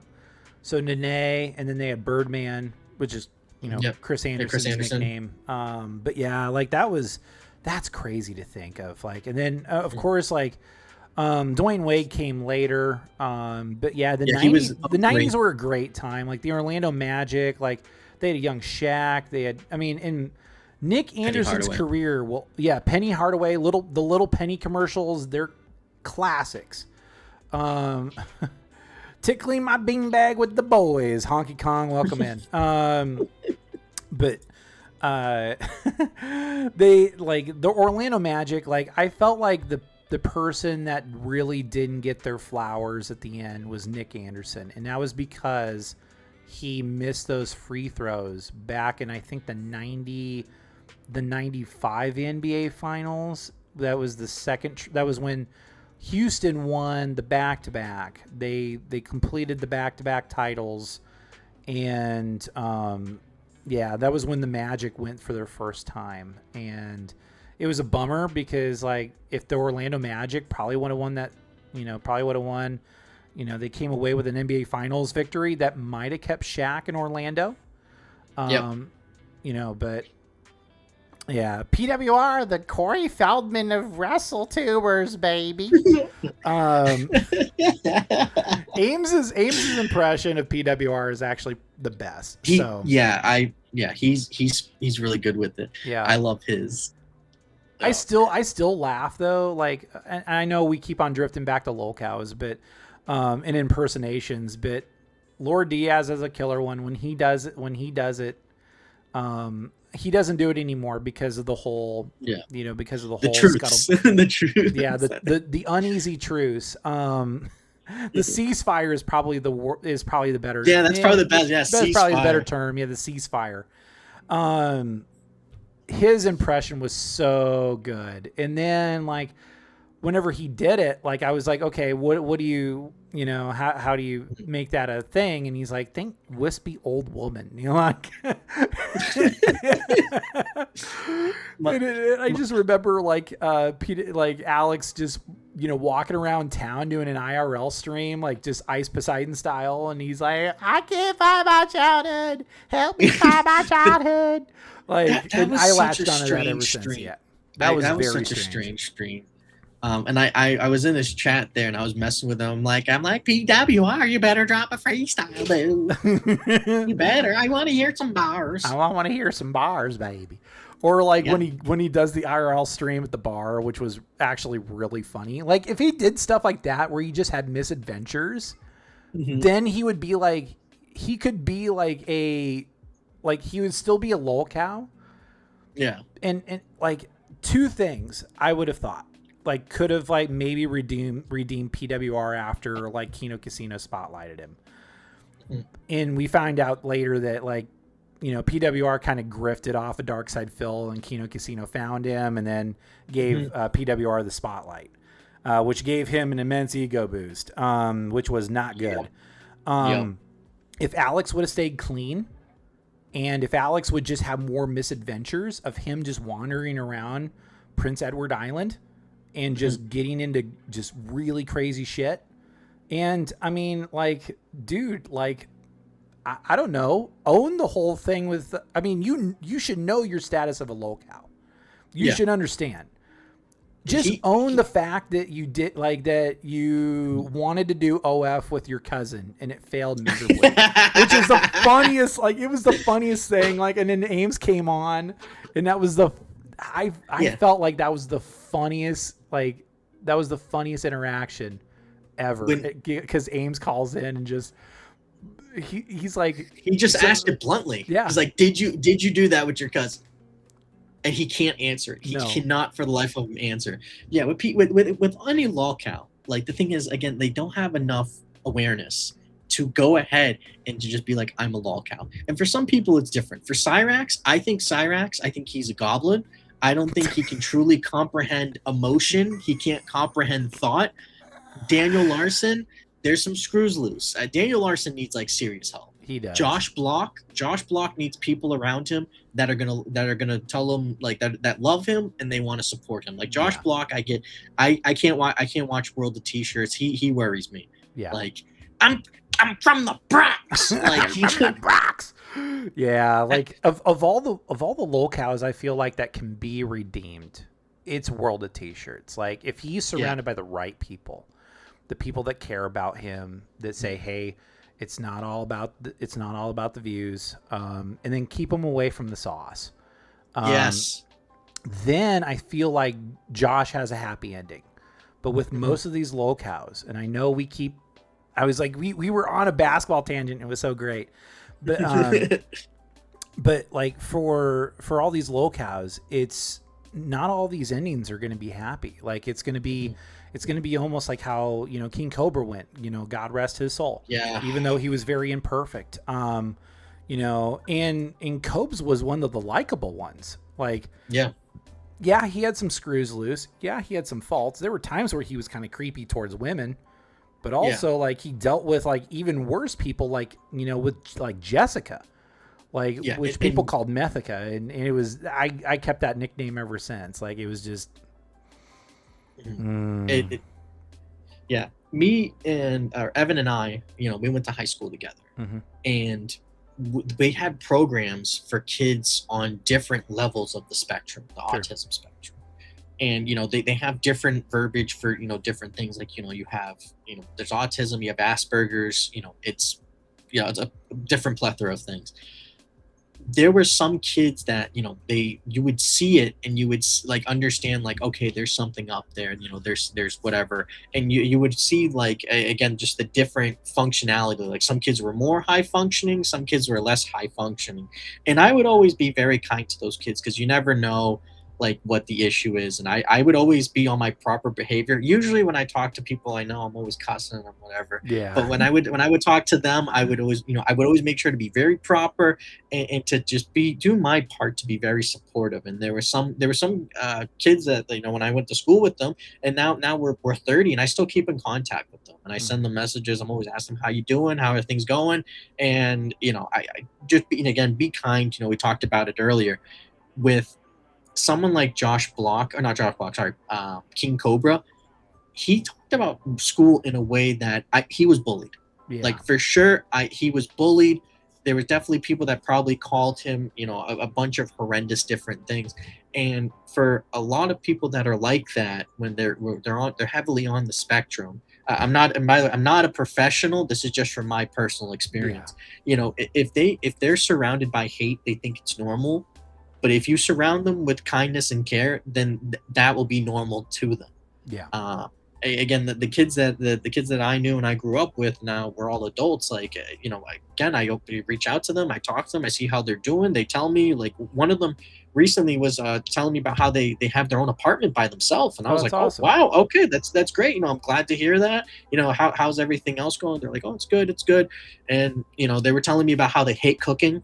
And they're like, I'd rather just order out all the time, but it's so expensive. And I'm like, adulting 101, friend, get used to it. You're learning. Pasta and butter, let's go. Yeah. and whenever that happens with a lot of people, you just got to pat them on the back and just say, hey, keep going. Exactly. I had a friend that could have easily went like kind of the Chris Chan route. And he doesn't have as many problems as Chris has. So when I look at Chris, I look at him. I'll just say him. I'll look at him like kind of like dark mirror to my friend, where if I wasn't around to be like, you know, to listen to the rants and listen to kind of the delusions and feed the ego just a little bit, but say just enough to keep him humble. Chris Chan would be a functioning member of society. That's why I'm like, I kind of feel bad for Chris, but there's a lot of things he did that I'm like, okay. Yeah, no, Chris Chan, nope. Yeah, no. Yeah. He went past the point of no return a long time ago, which is unfortunate. But like classic Chris Chan, where like he just released a really cruddy comic. I likened it to David Gunterman. David Gunterman is like one of those OG lolcows back in the early days of the internet. And David, and I've interacted with David a time or two. Always a very positive deal. And once I was like that got really cringy, I just kind of stopped messaging him. But I feel like David, has gotten better. But David came out with Sailor Moon in, you know, Sonic the Hedgehog. It's always Sonic the Hedgehog for these autism kids. Lord Diaz said that. He said that too. He was like, "What is it with Sonic and like autism? Like, there's got to be a link." Yeah. He said this like probably like a couple weeks ago. There needs to be a college paper about this. Like, yeah, I was like, you know what? I never thought about it, but yeah, he might be onto something. Yeah, there's a lot. I mean, and especially in the girl side, it's definitely Sailor Moon. Okay. Yeah, Sailor Moon on the lady side. Some guys, yes, if they're feeling a little zesty. But I know zest is real. Yeah, it's a lot of linkages between those fandoms and people that deal with that they're just not all there, or they're very quirky. And then there's another link. There's sports writers that are very, very quirky. They seem a little off, but there's a reason why they didn't excel in sports, so they became sports writers. They're big sports nerds. A really good friend of mine and I had that discussion the other day where it just depends, but you find your weirdos just about everywhere you look. And especially about like Sonic the Hedgehog, or I think it makes you kind of wonder. It's like, okay, what was before Sonic the Hedgehog, where all like the, all the autism kids kind of gravitated towards? Like, was it like Transformers or He-Man? I mean, I have a really good friend of mine that's a big He-Man fan, so he's definitely checking out the He-Man movie that's coming out. Master of the Universe. Masters of the Universe. Yeah. Masters of the Universe. Yep. And I didn't really encounter a whole lot of like, autism kids that were really huge in the TMNT, but I was very particular, like when it came to the Turtles, and then I had Godzilla as well. And when I was a kid, man, I was picked on all the time because I was the only Godzilla fan like around. Like, this is rural Iowa we're talking about, and I'm like the only one that would be like, dude, I am so looking forward to the next Godzilla movie. Like, and this is out of Japan, and these kids are like, oh, well, you like Godzilla, and I'm like, well, I can like other things too, but the fandom still survives, and I'm very fortunate that we live in a golden age of Godzilla. There's a lot of golden age for everything, because about 15, 20 years ago, you didn't really talk about Dragon Ball Z out in the open, or Sailor Moon out in the open, or all these like Toonami fandoms. Now Toonami kind of opened up the door. You can even go back as far as like Star Blazers and Robotech, and I love Robotech. I love Macross, by the way. Any time where you can have fighter jets turn into a 50-foot robot to fight 50-foot tall aliens, and then you could defeat said aliens with pop culture, a winner in my book. Like, and then later seasons of Robotech actually had motorcycles that turn into mecha, which is like, you can actually ride the motorcycle. It would turn into a mecha while you're in the motorcycle. Okay. It goes hard without knowing it. But it was like Toonami that kind of opened up the door, and then Adult Swim. And then it took more it took more years and more exposure. Then, the nerds became, basically became the adults. And now it's like, now it's cool to be the nerd. And back then I was like, and I caught myself one time because I was at work, many moons ago, and I saw this girl wear like, her shirt just had geek on it. And I was like, do you not know what the definition of geek is? Like, that's like a freak show guy that does, well, it's almost like a Cyrax. Like, he'll bite the head off a chicken. So like you give him money, or you give him food, or you give him something. Like, Cyrax would look like he would be crazy enough to bite the head off of a chicken for $1. Yeah, 100%. And I was like, I was kind of up in arms. I was like, I'm okay with being called a nerd, but not a geek. Like, because I know the connotation behind a geek. But it's almost like how dude used to be a derogatory term, and now dude is like just part of the ordinary lexicon. Yeah, it's very interesting that now, like, all that anime culture and all that other stuff, like, now it's like just part of the mainstream now. It's like, oh man, like, I like it when it was cool, like when it was underground and it was cool. Now I'm like, oh man, now it's kind of lame. Like, yeah, I mean, it does kind of lose its. I think anything like once big corporate gets involved with it, it loses its passion. yeah. Like I look at video games. We talked about them earlier. Call of Duty, COD 4, all the way to Black Ops 2. Mm-hmm. Actually, no, I'll throw Ghost in there too. Ghost You was throw good. Ghost in there, okay. Yeah, I would. That was the golden age of COD because it was just simple: a gun, attachment, 3 perks, grenade, and special grenade. That was it. It was super simplistic, and COD 4 was the starting point. That was the revolution. Everyone was like, oh my god. Then they were like, okay, let's do a World War II version, World at War. Great. Then they did Modern Warfare 2. To me, best game of all time. And it's like, for me, it's a little sentimental.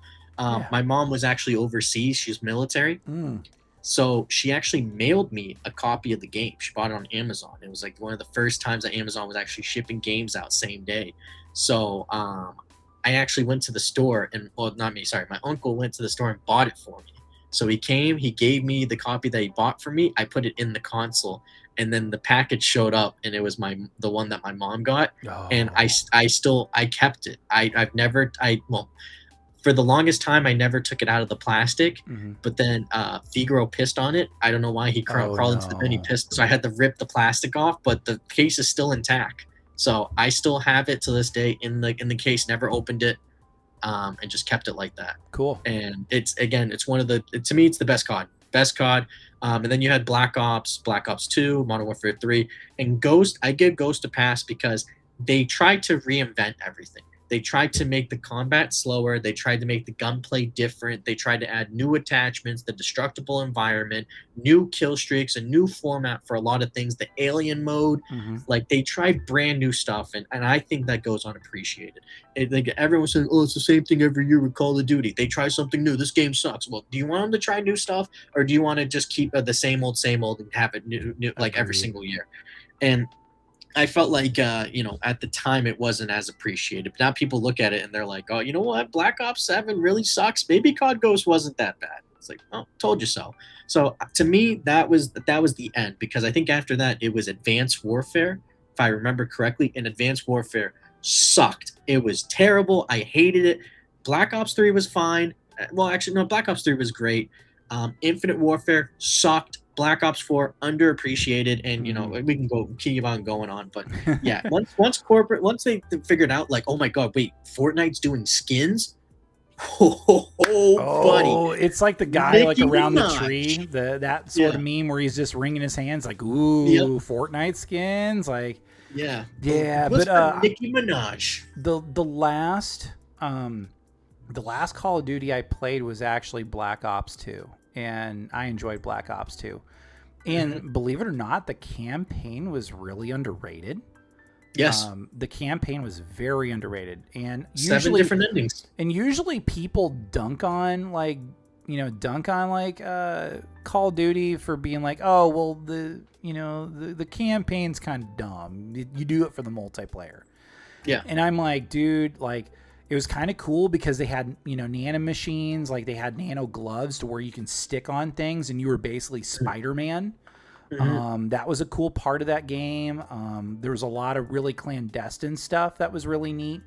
And especially the final part where you're basically skydiving into Cuba. Yes.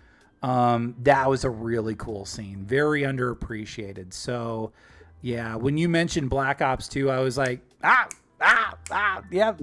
That was really good. So that was the last one I played because I tried playing zombies and I didn't do a very good job. And like, of course, it's the 12-year-old kid. It's like, you fuck your mom sucks. Like, and like this other dude who was like Hispanic, he was like, well, maybe you should go like, play Mario or something. And I'm like, wow, that's really rich. You're like 12 years old and, you guys are playing Call of Duty. I actually have a life. Like, yeah. So I was like, I'm never playing multiplayer stuff ever again. Unless until later when Fortnite became more like, I played Fortnite at first when it was like, you used to do the 50 on 50. Yes, that's when I started. Yeah, and then like I got into kind of the later seasons, And I had a group of internet friends that I would play. We all met through X, and then we had a Discord group, and we would play Fortnite together. And we had a lot of, and and the cool thing is I kept improving, because I would do like these solo missions, and then I never really, I think I dropped like a 20 bomb maybe just once or twice, because I'm more stealthy. I usually try to like wiggle past people, and then I'm just like, okay, I'll knock down some people while I'm, kind of working my way. And that's kind of how the game is kind of supposed to be, like, compared to like, oh, everybody drops on tilted towers and it becomes like a bloodbath. I was like, no, you drop in somewhere where people don't think you're going to drop in, and then you're just going to pick people off as you're going, and then you're one of the last people standing, like when there's like maybe 5 people left, and then that's when the real fun happens, and then the adrenaline gets up, and then you just have the burst of adrenaline that when you win, and then when you repeat it, like it's like, oh man, like that's awesome. And then when they kind of evolved into different forums and started doing more collabs, and I'm like, okay, all right, it's time for me to move on. Like, yeah, it's just, and I've said this before. I hate the genre of like the like last person standing, like, I hate it. I hate the battle royale gameplay, because it's the same map. I remember when playing like games and they were just like, oh, it only has 9 maps, this game sucks. Now it's like, oh, we got 1 map, guys, let's go. I'm like, Warzone, or yeah, God, like all the Warzone games. But it's just like, I don't like, Call of Duty. I remember everyone would be like, oh, there's going to be this many maps at launch, this is going to be great. Now people are like, we're going to play the same map over and over on Warzone, we're going to play the same map on Fortnite. I know they upgrade them and they add different things, but you play on 1 map only. Yeah. How do people play it every single day? They play on the same map. Like, I don't get it. Yeah. Like, I need some variety. Like, I remember Modern Warfare 2. Oh, I'm playing on Favela. Thank you. I'm playing on Terminal. Awesome. And then you're playing, again, a wide plethora of maps. Like, were there some maps that were garbage? Sure. Whatever. There's always going to be the bad ones. But for the most part, there's some great maps. Skid Row, another great one. Mm-hmm. So, yeah, I don't know. I just hated that. I just hate that it's just 1 map. It pisses me off. It makes you think of like the old Halo maps, like where Halo had so many different arenas. And I wasn't a big Halo player, but I had a lot of friends that did play Halo. And I mean, the Halo games were so fun. Even when you watched, like there was enough chaos to where it was entertaining for a spectator as much as it was for a player. But when I really think about it, all the times, especially 2020, 2021, with all these big streamers, all they were doing was just playing the shit out of Warzone.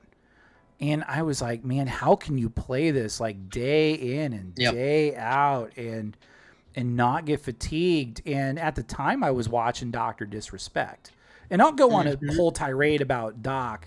Maybe either later, here in the next few minutes, or maybe another day. But, like it was to the point where even a lot of these big time streamers were getting fatigued with Warzone, because they were pulling in the numbers as far as viewership was concerned. However, it was just the same old every day. Like, imagine like streaming Warzone 3 times a week, and you're trying to do 7-8 hour streams, and you're trying to just keep the numbers up because, well, the algorithm is either with you or against you. But yeah, like it was ridiculous. It was to the point where people constantly collabed with one another, but the problem is after a while the collab loses its luster.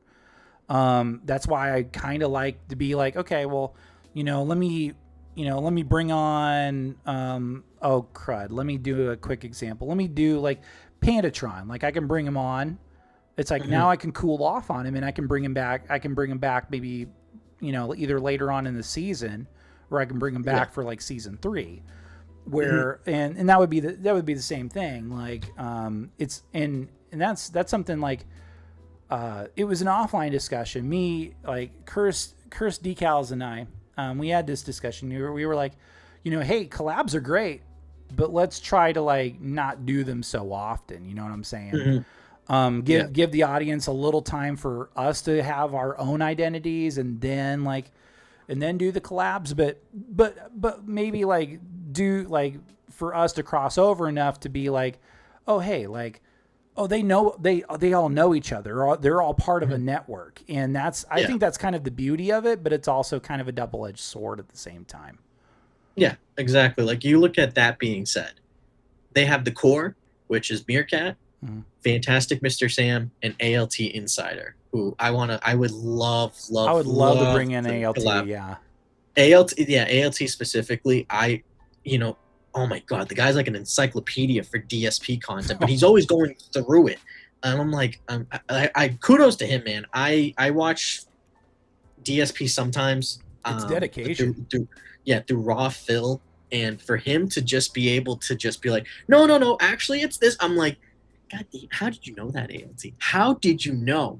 But yeah, how can you watch DSP and either not want to like be driven up a wall or be bored to tears? Because most of the time, Darkside Phil is very boring. Like, he is not entertaining.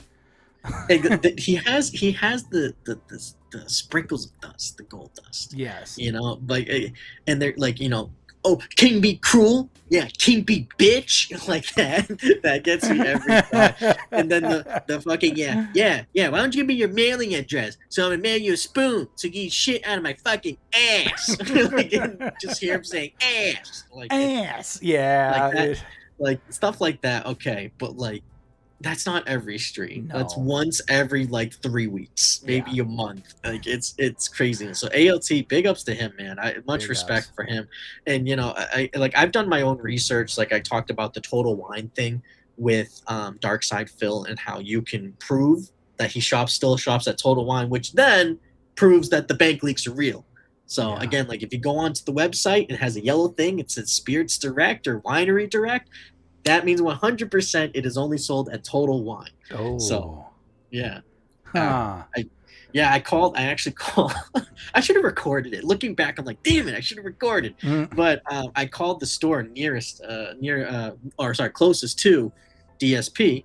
And when I did so, I asked them a couple of questions about some of the products he has had. And I was like, can I get this anywhere else, or is this just at Total Wine? And they said we have exclusivity. I was like, oh, okay, very interesting.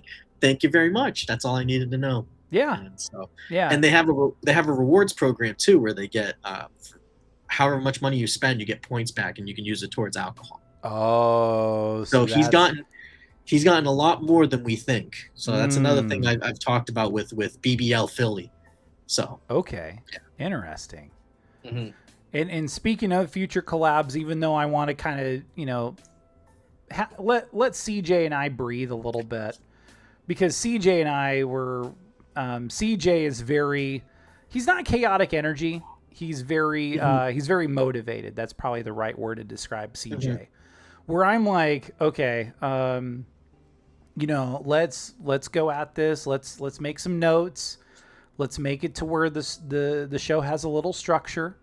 Even though we kind of make Cyrax references, kind of like what we're doing is we're peppering Cyrax references, DSP, PWR, all these other people, as far as, sprinkling references here and there. But I'm like, with Cyrax being gone, technically being gone, even though I will probably bring up the new video that Edward Boy posted. It was Cyrax trying to get back on TikTok. Oh my God. Oh wait, when did that come out? That came out yesterday. Yeah. No. Yeah. Oh, okay. Yeah. I haven't checked anything. I haven't checked it, but I'm going to say I haven't checked it yet, but we're probably going to do a raw reaction to it tomorrow on Crash Out Dinosaurs. Yeah. The last thing I saw from him was the Forza, which so I'm testing something out. Okay. So this is everyone is saying he's using Game Pass to stream the game. He has a Chromebook. Chromebooks are not strong. No. And when you look at the gameplay is running at a really high resolution. Mm-hmm. Like so there's something up there, and this is my Theo theory. I'm still doing a little bit more research, but before, like, I'll say this: I have a laptop. It's not that strong. I got it. God, I got it before COVID. So it's not a gaming laptop. It's just a standard laptop. And I used it for a lot of like audio editing in the past. But I'm gonna download Game Pass onto it, and I'm gonna stream, Forza, and see if I can play it on the laptop. Okay. And I want to see how does it run, because when he was playing Forza, he had no lag. The resolution was great. I mean, yeah, he wasn't talking, he wasn't doing any of the stuff, but everything else ran so smooth. So my Theo theory, he is as it stands right now, he has a new Xbox. I don't think he's playing on the Chromebook. I think he has a brand new Xbox, and he's using the not behind the scenes, but the automatic record feature as he's playing the game. And I think that's what he's doing. I think he's recording clips, because with PlayStation, with the PS5 and with the Series X, I have both. You can record up to, I think, 1 hour. I know 1 hour for sure, maybe 2. And you can like save it and then post it to your YouTube and other platforms, or you can put a USB drive and get it off of there. So I think that he is using, like, not that he's using a USB drive, I think he's just posting it direct, and you can do some editing on the consoles too. So I think he is recording from the Xbox and then posting. That's a good thought. Because I think there's a new Xbox. Yeah. Well, you know what that means? Some people behind the scenes have to craft a new stick to help deal with that. But I won't give out too much details, but if you could put 2 and 2 together, you know who. Exactly. Because he was in those circles, and I'm like, I want to be the outsider looking in. I want to be the observer, rather than be more active. I think that's why I'd probably be like, I'd be very interested in, say, like Cassandra's story, or or even bringing on like William and saying like, how does this cat operate? Like, is he just like, a rage monster, or like, is he like, because all we see is the racks outs and him just being a straight up goblin. Is there any other substance other than that? Because it's pretty easy to rile up, little Raxo. But yeah, I mean, I don't know. Yeah, that's one of those things. I'm like, I need to get on that, but also I want to let Crash Out kind of breathe and kind of let us explore other people. I know CJ wants to do like a Shani and Rev episode. And then there's like a whole bunch of people he names, and I'm like, okay, well, I'll look up these people. And then we get into like Lord Babylon, which we're like, is that a LARP? Like, we don't know. Like, I might have someone for you guys. Okay. Yeah. So I'll send you the video on X. This woman is schizo. Okay. And she's calling out Bill Murray. What? Bill Murray? Yeah, she calls out Bill Murray. Is it like Tony Chase level of like? You know what? But I love Tony. Like I have a soft spot for Tony. I'll just leave it at it's Bill Murray's involved. It's okay, so. Poor Bill. Yeah, I'm gonna send you the link, and then you can watch it. This woman is insane, and I sent it to Evan, and he was like, where do you find this? I was like, it was recommended. Yeah. And then he was like, you need to fix your timeline. I'm like, I'm sorry. I'm dented. It's so crazy because like I'll cover like a Tony Chase video. And it's like a maybe like a 40-second clip or something. Just him like blaming Satellite Man for messing with his teeth. It's like setting your watch to it. It's like, hey, how you guys doing? Have I told you that the Satellite Man fucked me over today? Like, I could do a decent Tony Chase impression, but yeah, like I could do that. And then once we get done with the episode, Tony posts a new episode, just like he posts a new video right as like we conclude an episode. I'm like, like, gosh dang it, Tony. Like, we could have just done that. Like, we could have just done the first, like, we could have been the first view.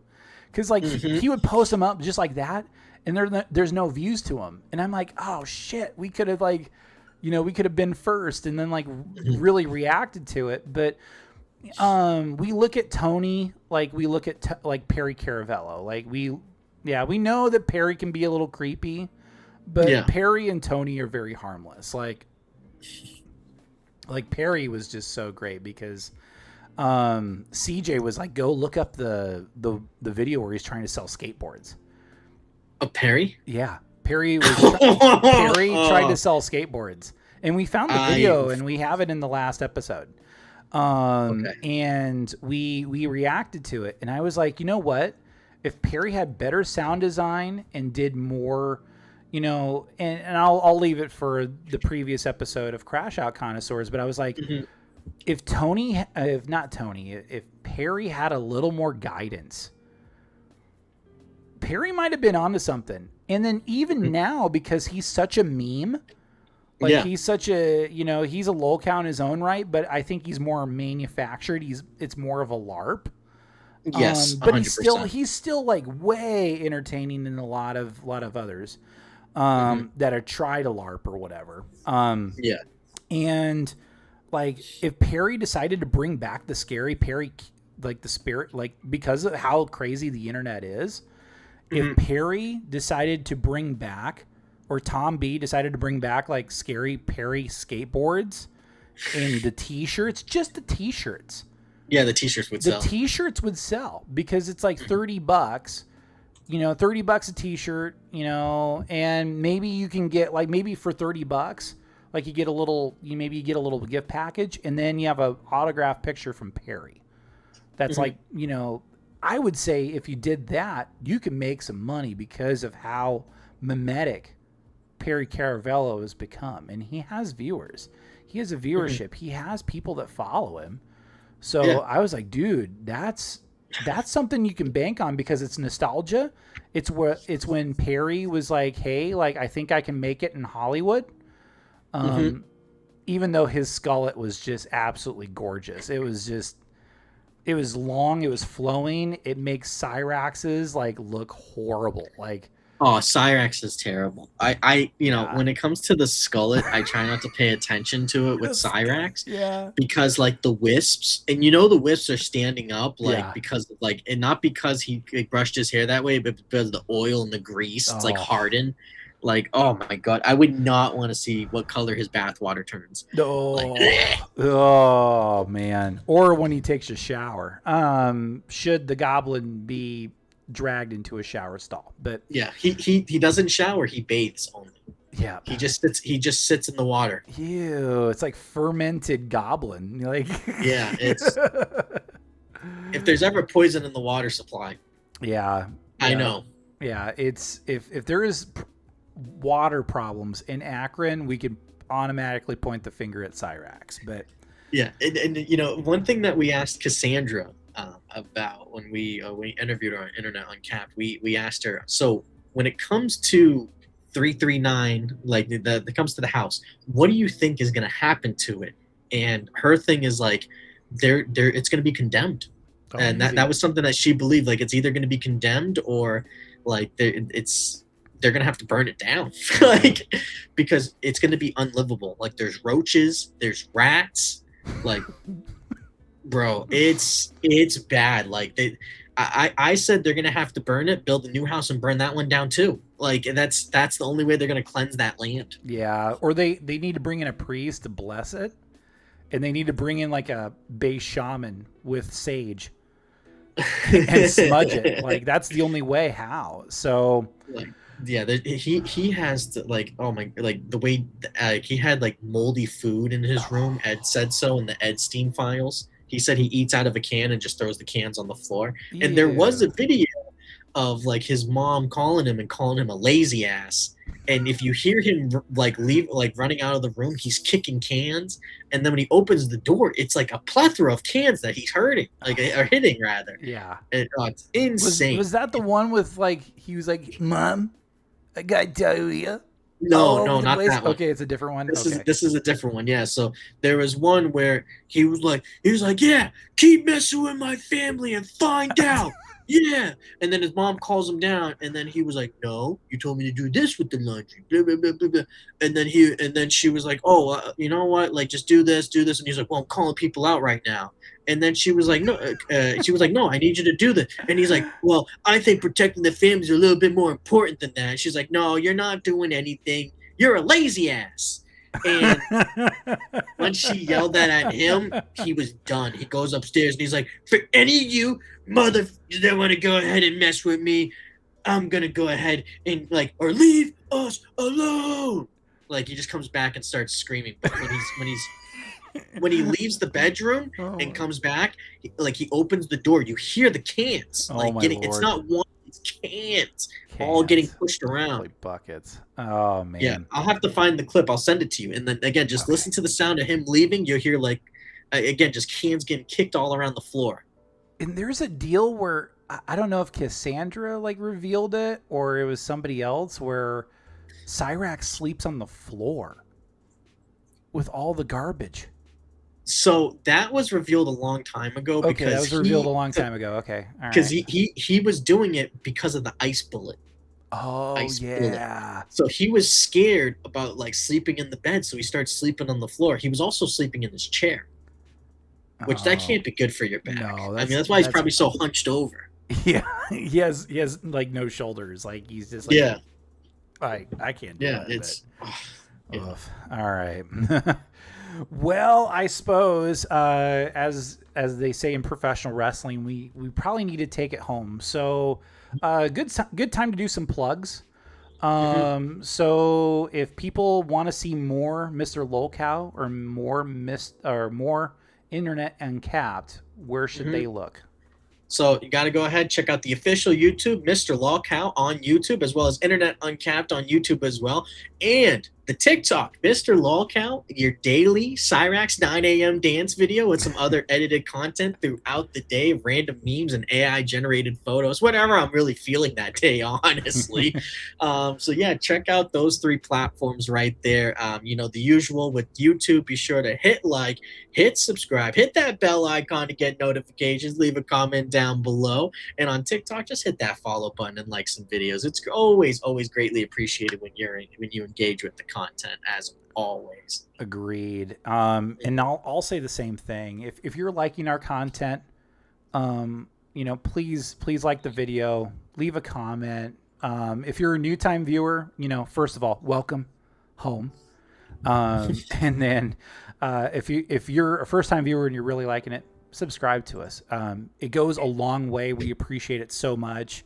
And then as always, and then it's really helpful because we get to meet new people, and it opens up the doors for so many other things that we can do. I eventually want to do more.